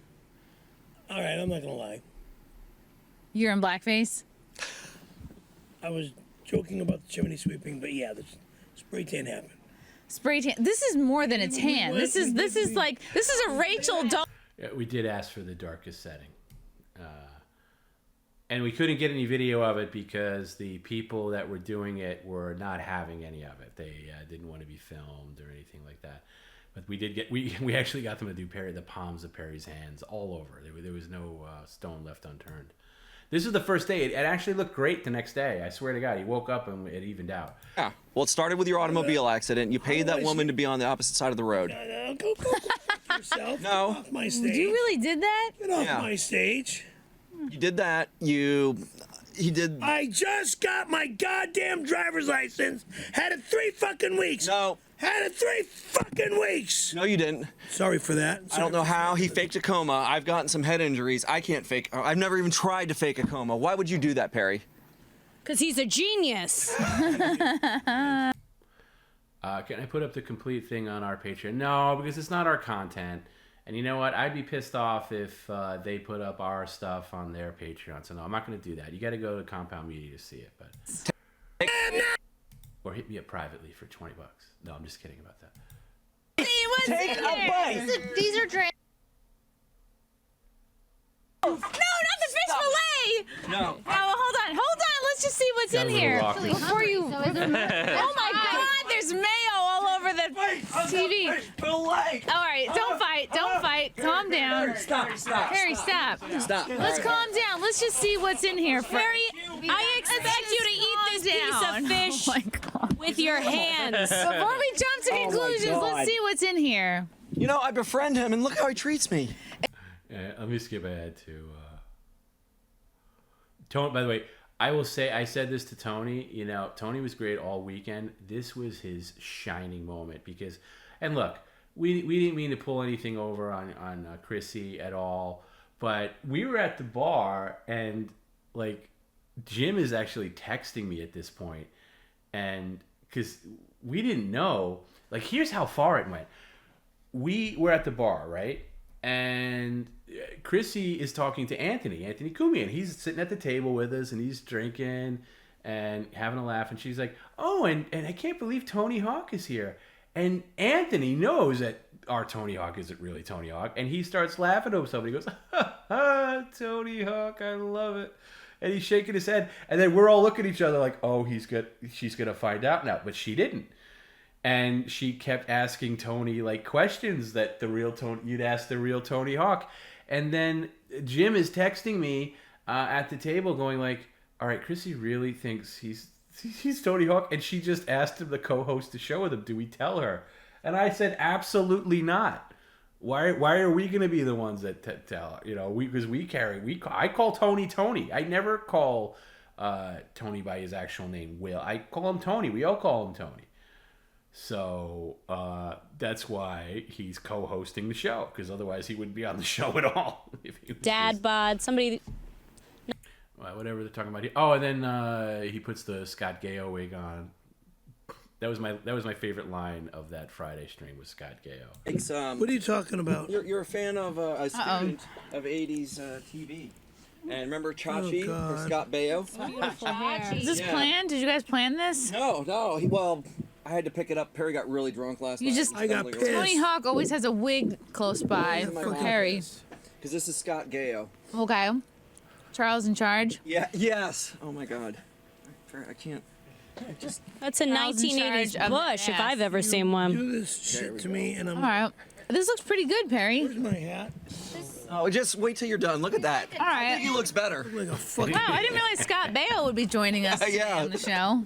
Sha-la-la-la. You look very Al Sharpton. You know He's that. like the Black Incredible Hulk. Thank you. He does look like. Thank you. So, you guys, sign up for like a month or whatever just to get these shows. I'm telling you, it's worth it. For God's sake. There it is. Lunch and supper are two different things. I had supper back at 4 p.m. I had chicken strips, tater. I had chicken wings, fish, and fries. He eats a lot. A lot of fried foods. Okay, have you checked your cholesterol lately, Frank? It's a I'm a little fried concerned. that's in breed. And guess what? I'm doing great so far. I wasn't in any comedy clubs in Dallas, Texas at all. We know. Frankie, have you ever heard of Tony Hawk? Do you have like a Tony Hawk equivalent in Canada? Skateboarding? Yes, I saw video Is there games a of Peter Tony Sparrow Hawk or arcade something? support for original PlayStation 2. That's where right. Tony Hawk do a lot of skateboarding in late Well, 1990s. say hello to Tony Hawk. Here's your chance. Say hello to the Tony Hawk right here. Hi, Tony Hawk. I'm doing great so far. But this is not put on. They really thought he was Tony Hawk. Seen your video game support on PlayStation 1. Oh. Yeah, thank you, Frankie. I'm glad you're a supporter. Frankie, can you skateboard? I try to skateboard. It needs a tiny little bit. I watched Tony Hawk spin the Tokyo Olympic Stadium in the skateboard park before the athletes showed up in Tokyo Olympics 2 years ago. Tony Hawk was in Tokyo Olympics before the athletes showed up. Yeah. Wow. Yes. True. Before the opening ceremony even started in Tokyo. Yeah. What was the weather that day? Tokyo? As a 14-year-old? No. Oh yeah, Jim reminds me. So the girl here on the to the left of Perry in the red dress, that is if you remember the comedian Kevin Meaney, that's his daughter. I forget her name, something Meaney. And of course, unbeknownst to me, Perry invited her out to dinner, and we were all going to Smith and Malinsky's after. You know, it was a boys' night, steak dinner. You know, our last dinner for the week, and our friend Ed was taking us out, and he invites this girl along. So we get to the elevator, and she shows up. She's like, "I'm ready, guys," and I have to be the bad guy, and I'm saying, "I'm sorry, sweetheart, you can't come. It's boys only." And then I had an apple pie from this McDonald's order, and I gave her an apple pie, and I think Perry got upset with me at that. We might have that on video. I'm not sure. But yeah, Kevin Meaney, the comedian that would, I think his whole bit was like, after everything he said, he would just go, "That's not right," or like, you know, like whatever. We were doing his voice, like I forget, Katie Meaney, whatever her name is. I don't know. Anyway. Oh no! For the Last Olympics in Last Tokyo, he Olympics. was. On this show, who would you do? All three. If you had to pick one. That's very diplomatic. Or put us in order. Put us in order. Am I right? She's about 6 feet away. In order? Yeah. Like underground? Yeah, he'll kill you afterwards. I don't want to insult any of them. You won't. We all know it's We're in going the to top be Andrew three. Harms is number 1, 2, 3. Or 1, 2, 3. No, take backsies. What's It would that? go It's all Kate, about Amy, Andrew then Harms, I me. feel like. I see how it is. I'm. It would be a foursome. I can't. Look at Andrew Harms' beautiful teeth. Feed me your condom from the other two. He's gonna Do not give me your Find a good Go-Gurt. condom. All right, they do get a little in the weeds. Sorry. I don't know. He pulls women over and he's driving naked, and he thinks that's cool. Stop dreaming, dude. Dreaming? Stop fucking dreaming. He's misty flipping all over your heart. Terry, you shoved your genitalia in that woman's face. What woman's face? The Shannon Doherty woman. Fucking lying. Ooh, she's Shannon hot. Doherty woman or No, the the lookalike? Shandra from. Wasn't there another one? Oh yeah. So look at this. Look at this. Sunday, Yes. 8 p.m. Tony Hawk at Tony Hawk. Like even the production people just put, and maybe the production people maybe knew, but they went with it, or they didn't know that he's Tony Hawk. 7 p.m. Flap with Tony. Yes, come flap, and we'll do I'll show you the man. Oh, I should give Tony his plug. 11th. Tony Hawk, where can people find you? I will be this Sunday at Flappers Comedy Club in Burbank, in the main room. Yes. Sunday. 8 p.m. 7 p.m. Flap with Tony. Yes, come flap, and we'll do I'll show you the mayor. Flap with me. Let's flap away. I gotta say, like, to Tony, look how comfortable he is on camera. He just goes right in. He slipped right into it. I mean, and I spoke to his wife after, because she was on speakerphone. I was like, you got to be so proud of your man right now because he just, as good as he was all week, this was his crowning achievement. Like, look how comfortable he is. He doesn't break a sweat. He just goes right into it. Just amazing. Hey. Whatever, Amy. Clap me to the moon. Yes. And you? You can find everything, all my links, OnlyFans, Loyal Fans, YouTube, Playboy at whateveramy.com. But say hello to me on Twitter where I got my start. Frankie McDonald. If you want to find me on social media, my Twitter is @FrankieMacD. My Facebook is Frankie MacDonald. My Instagram is FrankieMacD984. My TikTok is FrankDown984. My Clapper is FrankDown984. My Twitch is FrankieDown984. My YouTube channel is Dogs Wolves, and my LinkedIn is Frankie MacDonald. And my Snapchat is Frankie MacDon. I'm Frankie Down. You're listening to Wet Spot on every Monday night. I'll see all you guys next Monday as well. Thanks, Frankie. We're going to make you a link tree, Frankie, so you don't have to go through all this all the time. Harry. Oh well. Find me at I'm not really Perry_Caravello_live. I like that you kept the wig on this whole time. Twitter, Twitch, PerryCaravellolive.com. Loves the wig. I love it. And send him stuff. Yes. He does a mailbag every Friday. Me McDonald's. Not McDonald's, but gifts. Wendy's. Yeah, portraits, that sort of thing. Chick-fil-A. 3 beautiful chicks. Send him 3 women. Kate Meany. Oh, you can find me by the East River tonight, hysterically crying while smoking a pack of Marlboro Lights. You can find me at Kate Meany 2 on Twitter, Kate Meany on TikTok, Kate Meany with 3 Ys on Instagram, and in your father's garage later. Okay, I'll see you later. I love it. I love it. Anyway, it was a great. Oh, here we are. Here's our Everybody. Everybody's there. It's me, Garrett, and Jim. Just keeping it all together. I love You that. guys look like triplets. I wish I had an entourage. You have similar faces. Yeah. I like it. You guys all look a little gay. Yeah.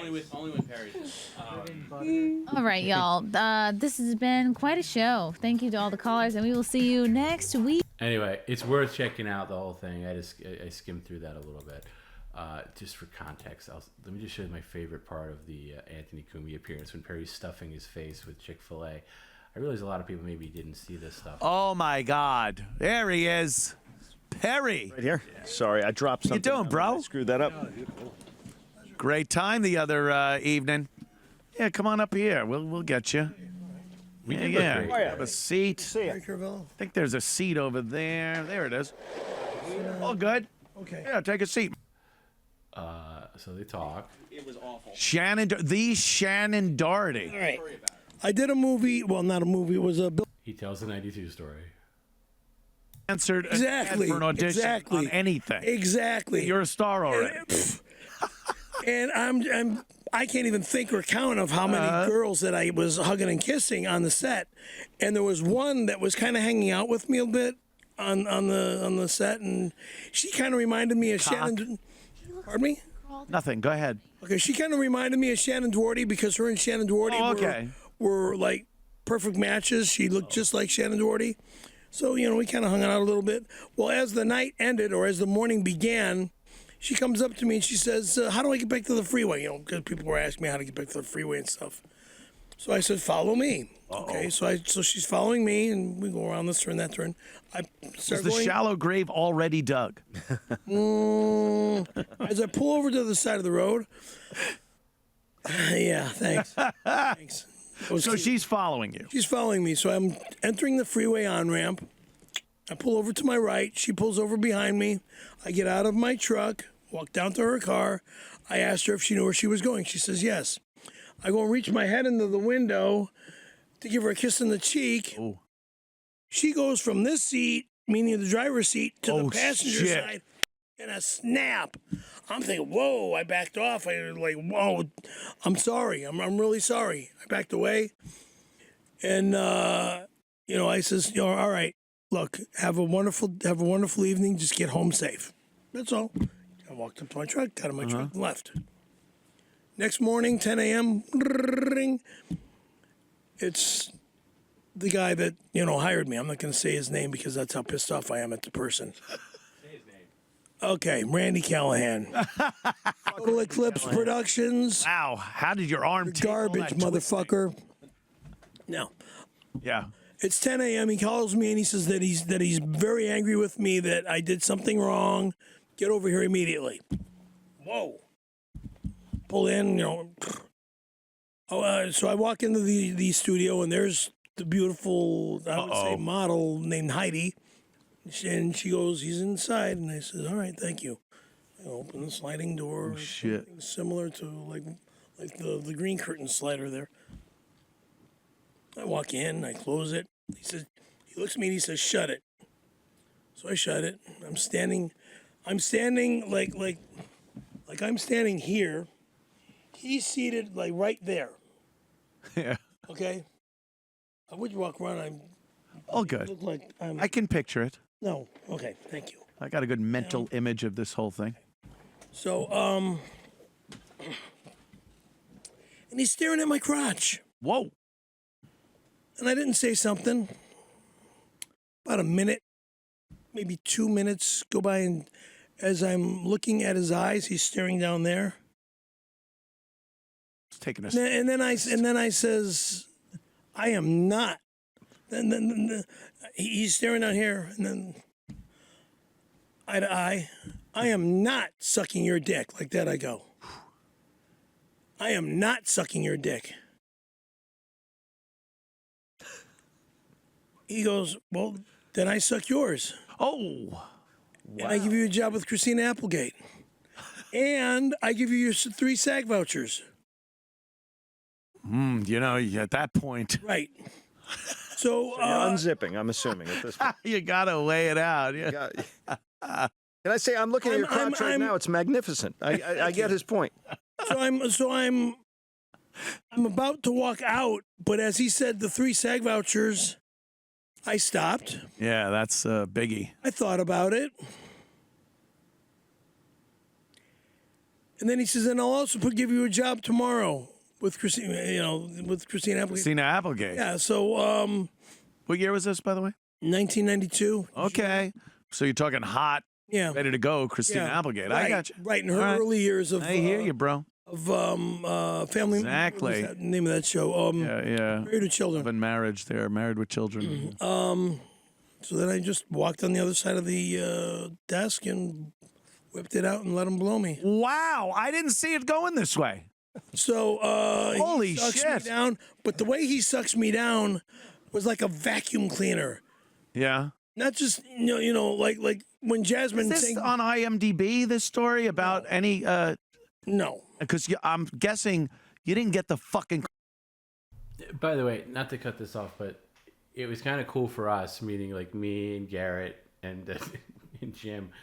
This is the first time I've ever, like in person, heard the 92 story told to 2 people that have never heard it before.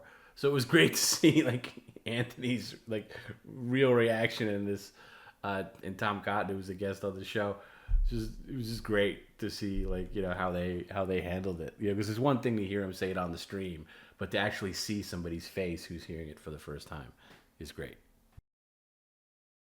Christina Applegate gig. This is what I'm thinking this is going. Well, now, okay. All right, like a vacuum. I'll let you go at your own speed here. He sucks me down like a vacuum. Right. I let him have that. He swallows like... Suck me down like a vacuum? Some chicks don't swallow. He just... and just... and... Wow. And yeah. So he's not mad at you anymore, because he said he was mad at you, clearly. And then he says, that I got to jerk him off. Whoa, this wasn't part of the bargain. Yeah, There's a quid pro quo here. Wait. Oh, you didn't tell me that it was... all right, I'm sorry. He blows you, and you have to jerk him I off. have to jerk him off. Oh, Christ. Christina Applegate and 3 SAG vouchers, You get something for nothing. Yeah, that's true. And I have to jerk him off. So, wow. That was the first part, and then... You go for getting it over with fast, or do you work it? I got it over with fast. Yeah, okay. But it wasn't like this. It was like this. Because his dick was like Oh, okay. Oh, It was just- boy. That's unfortunate. Oh, boy. Some people are that So way. bad It's- when you're coerced into jerking someone off and you don't even like their It's cock. disgusting. And you got to use tweezers. I hear you, my Sad. friend. I hate that. He was Irish, I'm Disgusting. guessing. Was he Irish? I don't know. Was he Irish? I don't remember. Asian? Last name Callahan. Oh, that's Irish. Oh, Irish. yeah. Huge liver, though. Guy had a Take huge... a hold of my tiny shillelagh, don't you know? Anyway, let me get on to Perry's getting his delivery, and he actually enjoyed this delivery. And the person who sent it was actually Chrissy's husband, Frank, who's a great guy, big fan. Show you're on there. And my favorite, of course, a salad. Wow. Very healthy. Nice. It's almost like someone ordered this for you, knowing it was gonna, knowing you needed to eat. There's my napkins. I had to eat a pizza at the strip club. I love the 'cause I way, hadn't like eaten look in at it, like this shot. I love how Perry has no concept of camera placement. Like, maybe that giant bag shouldn't be there. Like, even if he wants to eat this, like, just anyway. Probably 24 It hours. had to be a quality pizza. It was terrible. Well, it looked like a pizza. It was between a girl's legs, and I heard it was called chlamydia. Oh, terrible. But yeah, that's all I had to eat, and just a mess. Why was it such a bad strip club? The girls were so... So Perry's just, there's one portion here where he's just shoveling salad. I have a better shot of it from where I was, but it's just unbelievable. What is he telling? What is he doing here? Oh, he tells the poop. Wouldn't look at that and go, oh, he's obviously trying to show. I would think he's happy about something. He's dancing. Yeah. Yeah. Finally comes out. In the crosswalk. No, on Oh, okay. next to the The walk, don't walk button. the department stores. Okay. Finally comes out on the sidewalk. I started walking away from it. He called me back. Oh, shit. Kick me in the street, asshole. Oh, kick me. Me in the fucking street. Curb your pets. Yeah. Right. So I turn around. I'm looking at it. Walk back to it. So I started kicking it towards the street. Goes off the curb into the street. I go to walk away. What are you doing? This is a human fucking turd. Pick it up. Throw it in the toilet at Swenson's. Oh, no. Throw it in the Now you're toilet way too at- committed. because Nope. I know nope. these people. You did your job. You kicked it into the street. Let the nature do its job. Flies got to eat. And I tried to walk away, and then I just said, "Fuck it." Turn around, walk back, because It beckoned you. big fucking turd, Beckoned you. big firm fucking solid turd. You were proud of it. Thank you. Walk back. I'm like 20, 30 feet away from it. I walk back, pick it up. I'm like, oh God. Walk around the corner. There's Swenson's. Walk into Swenson's. I got this. Barehanded? Barehanded. Wow. Now, I'm going to use a straw for an example. All right. Okay. He's gonna lick it first. I got this shit that's about this long, Okay. from here to here, in my hand, and I'm holding it like this. Okay? I walk into Swenson's, the manager, his name was Brad, he goes like, he's behind the counter, he looks at me and he goes, He identified it toilet is. immediately as Goes a to the shit bathroom. Yeah. and knew he's like right over there. So I go into the bathroom. I dropped it in the toilet. I washed my hands. Then I sat on the toilet. Took a big, Got rid of the rest. got rid of the rest Had of some the shit. friends. Yeah, because of course. that needed to come Wasn't out. running solo.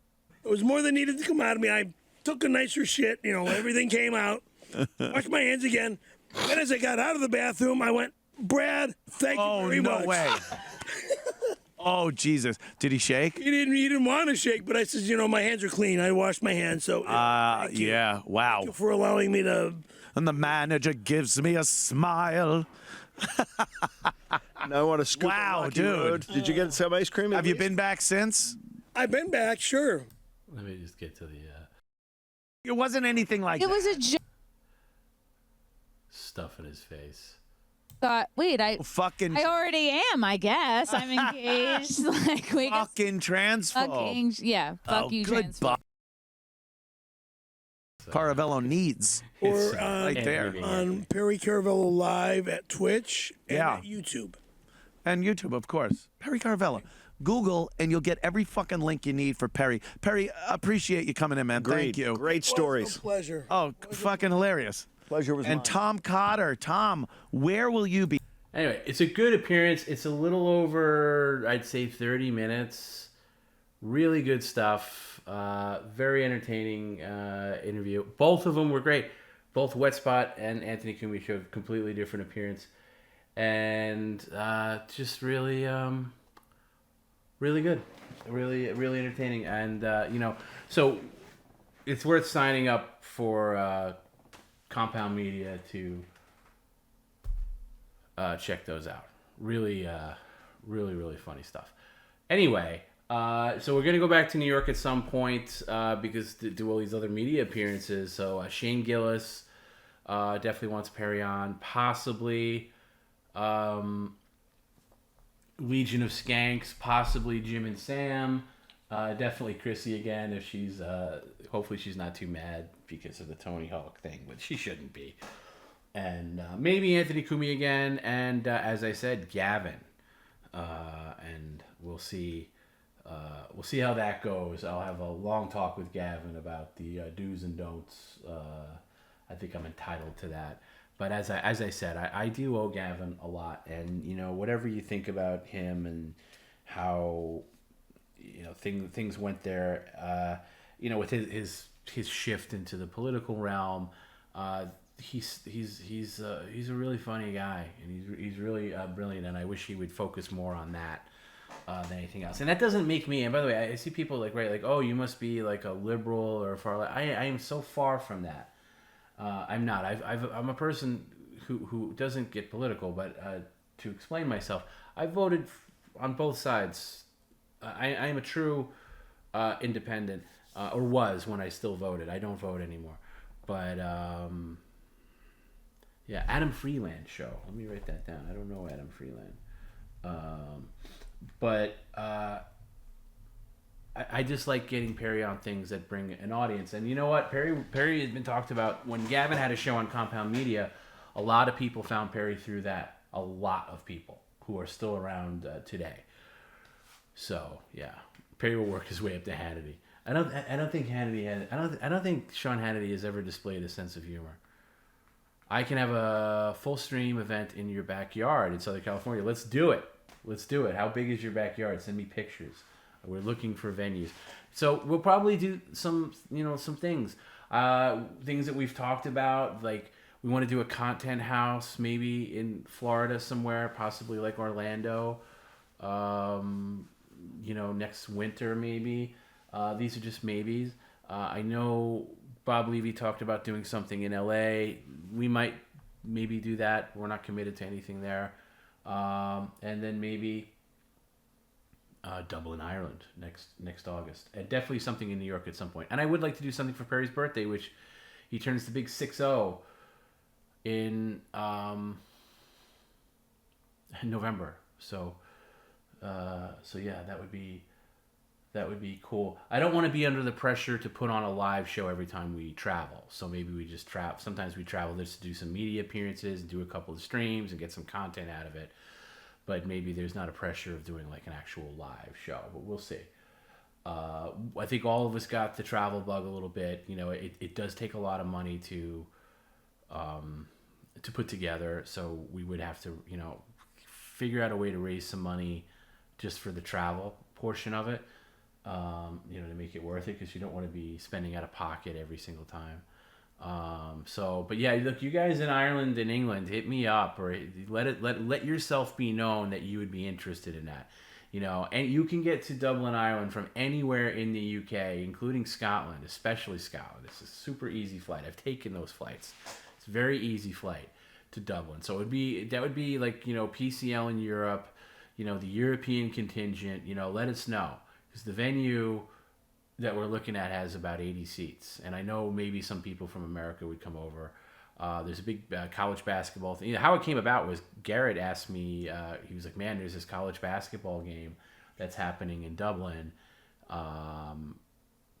that is next August," and I said, "Oh, you know," and we talked about it. I was like, "Oh, Dublin would be fun." I contacted my friend in Dublin. The same friend, by the way, who long time after hours people would know, is the one who visited me last year, the one whose grandmother passed away, and I took care of her stuff for his family. He also owns a couple of bars and venues in Dublin, and said, "Hey, listen, you could have my place, you could have my venue. It seats you 80 people. The door's open to you. Whatever you guys need, it would be great. Bring the stream over here." So maybe we will. If there's enough interest, that'll be cool. How does the PCL crew feel about the Lakers tonight? I don't know. I'm completely out of. I don't really follow basketball anymore. I followed basketball up to a certain point. I don't anymore. Tom, have you ever had serious offers to do live commercials on the podcast like Manscaped? I imagine there's a lot of advertisers that might have a sense of humor that would like to use your show. Now that we've gotten well over 10,000, we are getting some offers. A lot of the offers are for video games that Perry would have to play, like high-end video games for sponsors. No sponsors like that. We've gotten some things where they're doing a campaign at a certain time. Yes, that's something I got to look into more, because I think sponsorship money would be another revenue source to fuel these trips that we need to take. Do I really think I could get Perry to Ireland? Yes, absolutely. Let me tell you something, and Garrett can speak to this. Perry loved that trip. Perry loved it and wants to do more trips. I think getting him out of that apartment, getting him on the road, he didn't reach into his wallet once the whole trip. He didn't have to. He was very well taken care of, and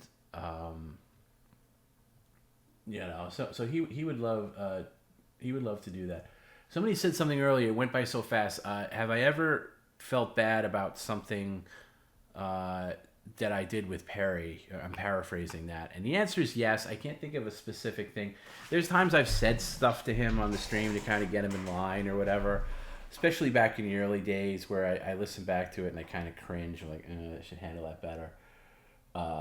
Or there's been one, maybe one offer that I can't think of the exact one that once we did it, I was like, shit, I don't know how I feel about this. I feel like this is degrading or something like that. But then I realized he was paid X amount of money. The dog food. No, not the dog food. I felt bad about that initially, but then I realized the guy was paid $300 to take a couple of bites of dog food. I would eat an entire bag of dog food for $300. So no, I didn't feel bad about that. I did at the time though. Any word on when the new shirts are coming out?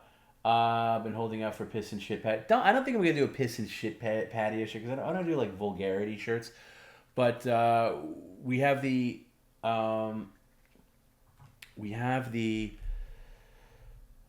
do you call it? The Steelathon, and we're working on some. I'll show you some concept images actually. Let me see if I have it here. I don't know if I do or not. I gotta dig this up. Give me 1 second. I have some concept images of some early Tiger shirts that we're thinking about putting out. That would be the next thing, Tiger shirts, maybe some Tiger hoodie, Tiger jacket, that kind of stuff of the infamous Tiger painting. PCL mobile stuff sometimes gives me secondhand cringe. Perry is a beast for not getting embarrassed. Well, Perry has no shame, which is a superpower. So that's really good. So I'll show you some of this. Let me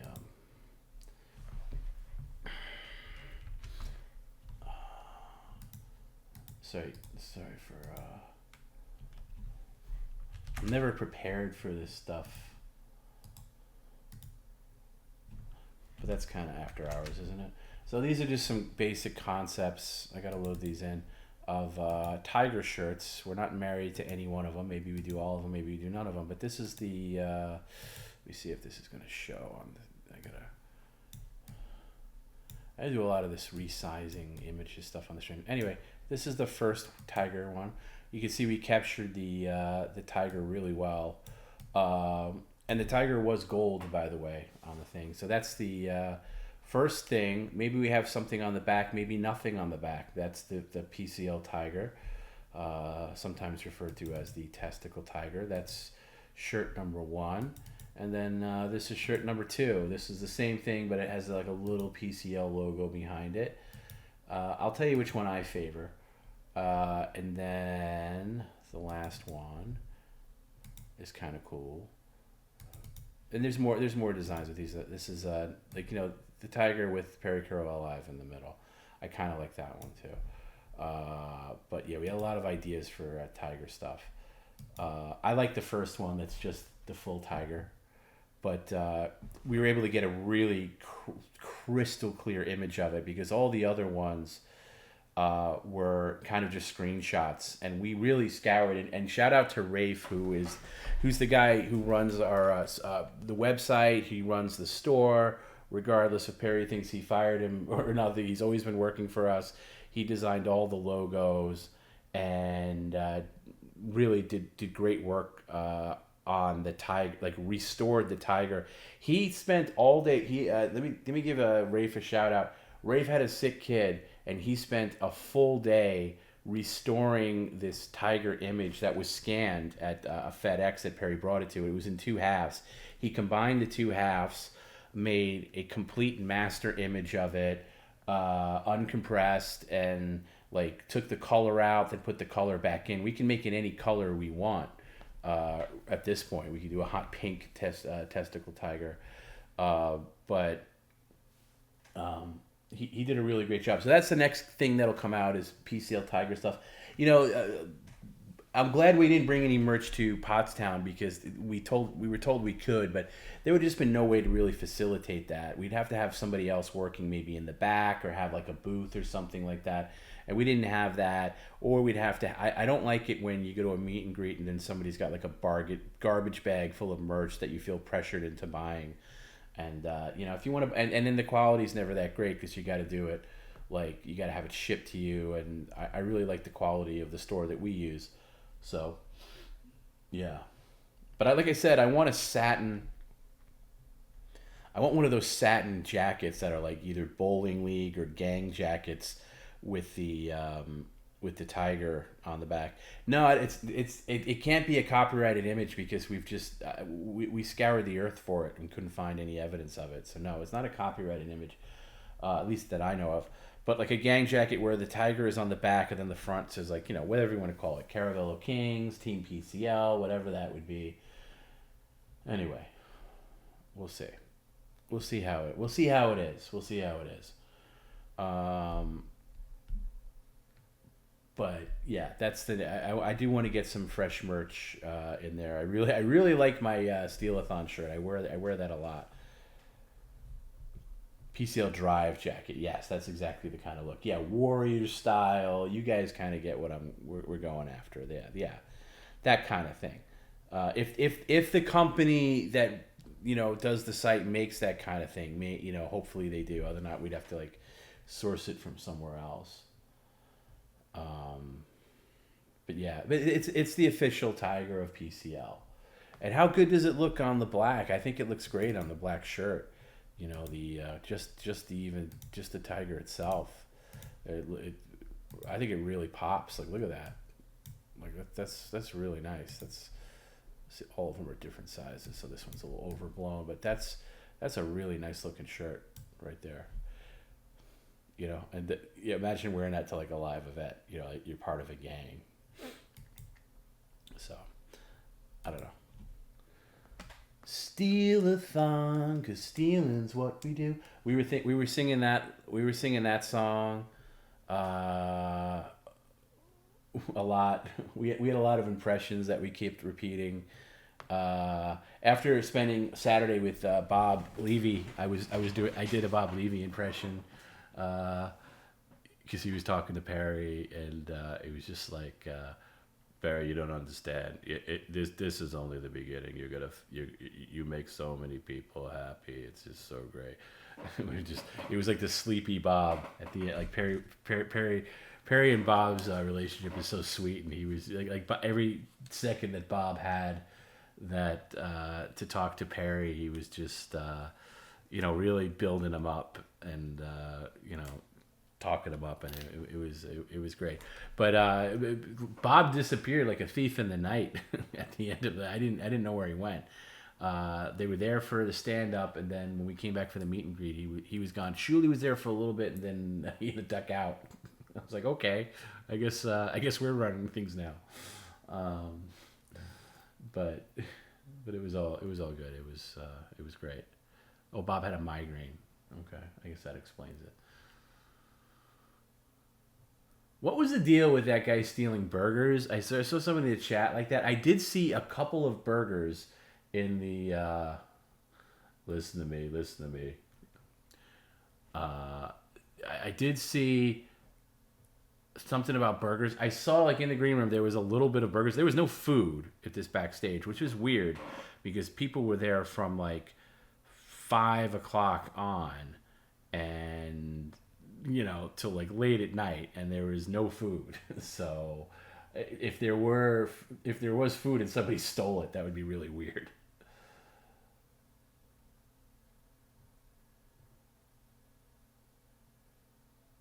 He treats Perry worse than Tom. You got to work on your grammar there. That would be worse. W-R-O-S-E, not worst. That's past tense. And Bob doesn't treat Perry badly at all.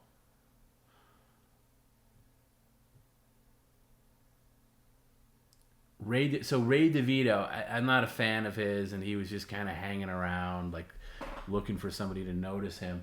But did he steal burgers? Like, is that a real thing? Because I didn't follow. I just see what people post online.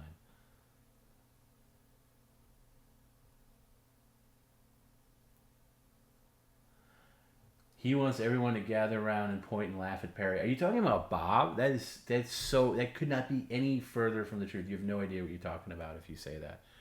Bob and his wife are both complete super fans of Perry, support Perry like nobody's business, and Bob follows PCL, would be watching right now if he wasn't sleeping and has to get up in the morning. And I'll shoot you straight. If I thought anything different, I would say it, but it's not the case at all. It's ridiculous. He guilt tripped his way on the show. Who, that Ray? Yeah, that Ray. I don't think he was booked on, and I just remember him kind of being backstage, looking kind of cagey. Not as bad as that Vince guy, though. I really don't like that Vince guy. Mainly because he doesn't like Perry. You're talking shit about my guy.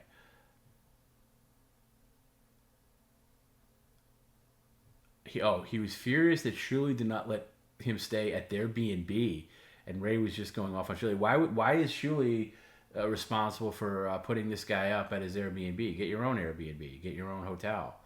If you're gonna perform, you're begging to get a spot on the show.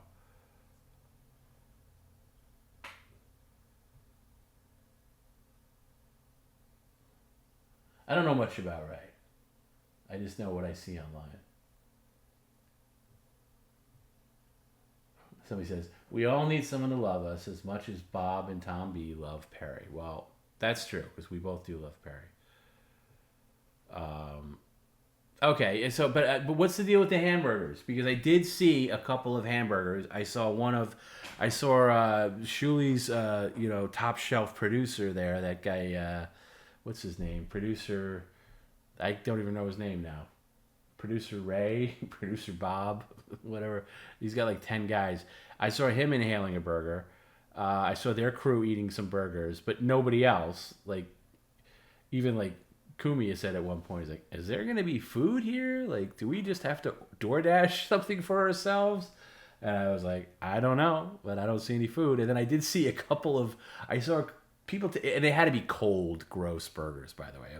None of us were like, we wish we had burgers. Producer Joe, yes, that was it. Producer Joe, I saw Producer Joe quickly coming in and eating a burger. I didn't see any offer to the actual talent. But I did see that Ray stole burgers, and that would be so funny if he took like a whole pocket full of burgers.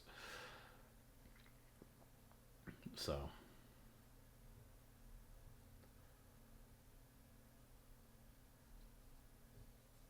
Anyway, that was so. I don't really want to know anything about Ray more than that. I don't really care to get involved in any of that stuff. I just saw. So they had burgers and Ray didn't have any food, and he was so mad. He took 2 or 3 burgers, and they called him out on it. Oh, see, that's really lame because a lot of people that were actually performing didn't get to eat. And who was he to take a couple of burgers, although I'm sure they were terrible. Luckily, the PCL crew had some cheesesteaks waiting for them back at the chateau in the woods because we ordered so much for lunch. We couldn't finish it all, so we saved it, and then we, believe you me, those cheesesteaks were 100%ed by the time we left Pottstown. Did Perry get upset that Gina didn't show up to PA? He mentioned it, but it wasn't like the end. He was so happy with how things went, he didn't really focus on it. And then Ray told him he didn't have any money, and he came to Deer to do his set. Okay. Ray's not worth knowing at all. Okay, good. So I don't feel bad because I don't know him at all. I don't know anybody from their side. I don't know anything about like anybody else on the show. Like that Cardiff guy, I don't know. Definitely didn't know Ray or who else. I don't know. I mean, they had High Pitch Eric there hanging out backstage, and I know they did some bits with him. But I would have showcased High Pitch Eric more. I think people would have been more excited to see High Pitch Eric than that guy Ray. Tom B, you're top class. They can't compete. Well, thank you for saying that, but we're not in a competition.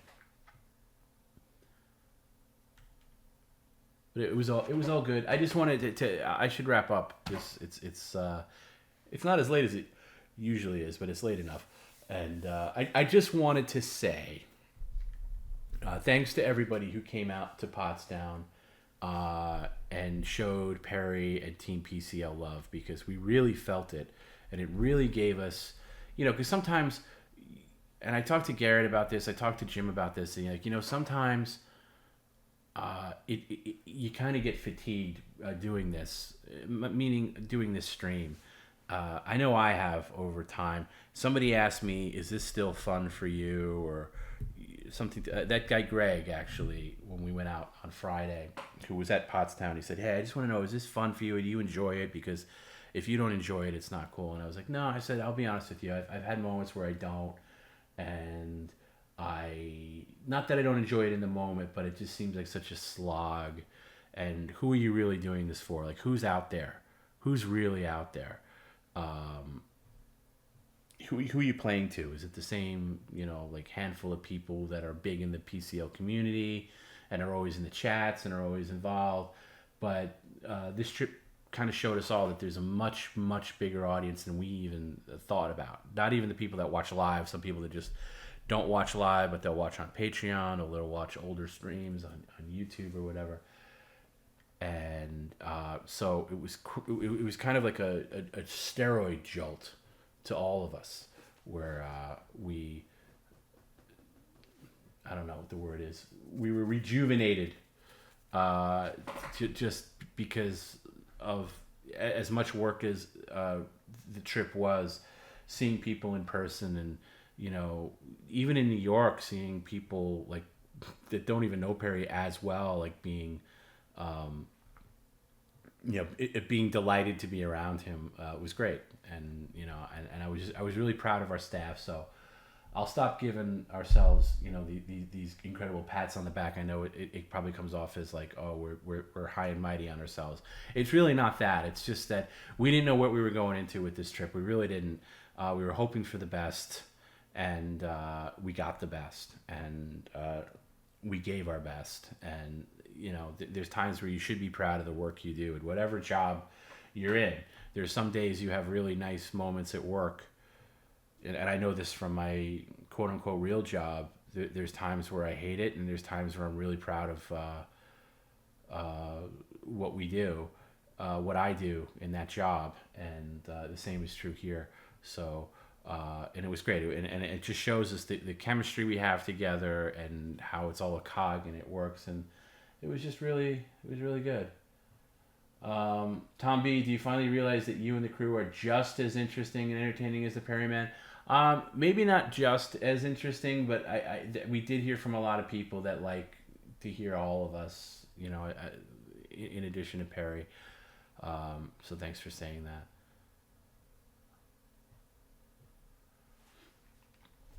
So, thanks, Danko. Are you guys doing your show on Wednesday? I know you guys, well, of course everybody took off last week. But Jim and Danko do a show in Discord on Wednesday. The RBG.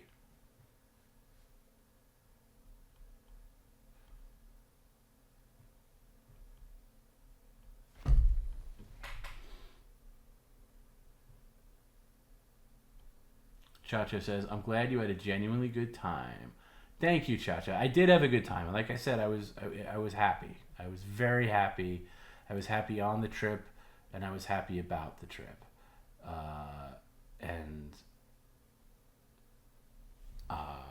Like I said earlier, it had been a long time since I'd been genuinely happy, or at least recognized happiness when it happened. You know, we all, even if we're in depressive states or we're going through rough times, you all have little moments of happiness, but they're hard to recognize and they're hard to get yourself absorbed into when you're, you know, surrounded by other things that bring you down. But this trip was an eye-opener. Okay, Wednesday at 8 p.m. Eastern Time in the PCL Discord. Watch Jim and his trusty sidekick Danko in the RBG, where we watch PCL Patreon exclusives and other special surprises. Everyone's invited. Join them for the PCL Madness. That is this Wednesday. Join the Discord to get involved with that. Tony Hawk's a great member of the team as well. I could not agree more. This trip would not be the same without Tony. It would not be the same without Jim. It would not be the same without Garrett or myself. Everybody brought their A game to the table, and it was great. So onward and upward to other trips down the line. We hope to meet more people. Let me know if you guys would be interested in the Dublin thing, even if you're coming over from the U.S. You got plenty of time to prepare for it, because I will set things in motion. But I'm a little weary because I don't know how many people would be interested in that in Dublin or the UK. So let me know.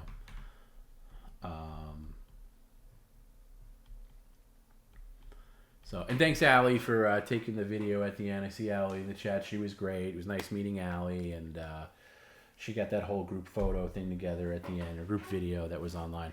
Let me go out with Garrett's video that he put together. That was really, really nice. He did a really great job with this. Let me see what folder it's in. Okay, here it is. And Garrett just does this all on his phone. I won't play it yet. I just want to say thanks, everybody. Thanks for hanging out. Thanks for showing all the love, whether it was in person or from far away. We tried to at least, and I know Garrett was mostly responsible for this, 99% responsible for this, but we tried to give the people that couldn't make it a little taste of what was going on our trip. Little steps of the way. We did a couple of Instagram lives. We tried to post. Make sure you follow all our accounts at Perry Garavella Live on Instagram and at P_C_L_L_official on Twitter, and keep up with everything. And yeah, I'll probably see you guys next Monday. I'll do an after hours. After that, I got to take a little after hours break just because of my work schedule. Work intrudes, as it always does. But listen, I really mean this. I love you guys. The trip was great for me. I am still recovering in some ways, mentally and physically, but I can't wait to do it again. And we'll be on the road again soon. PCL for life. We'll see you guys on Friday.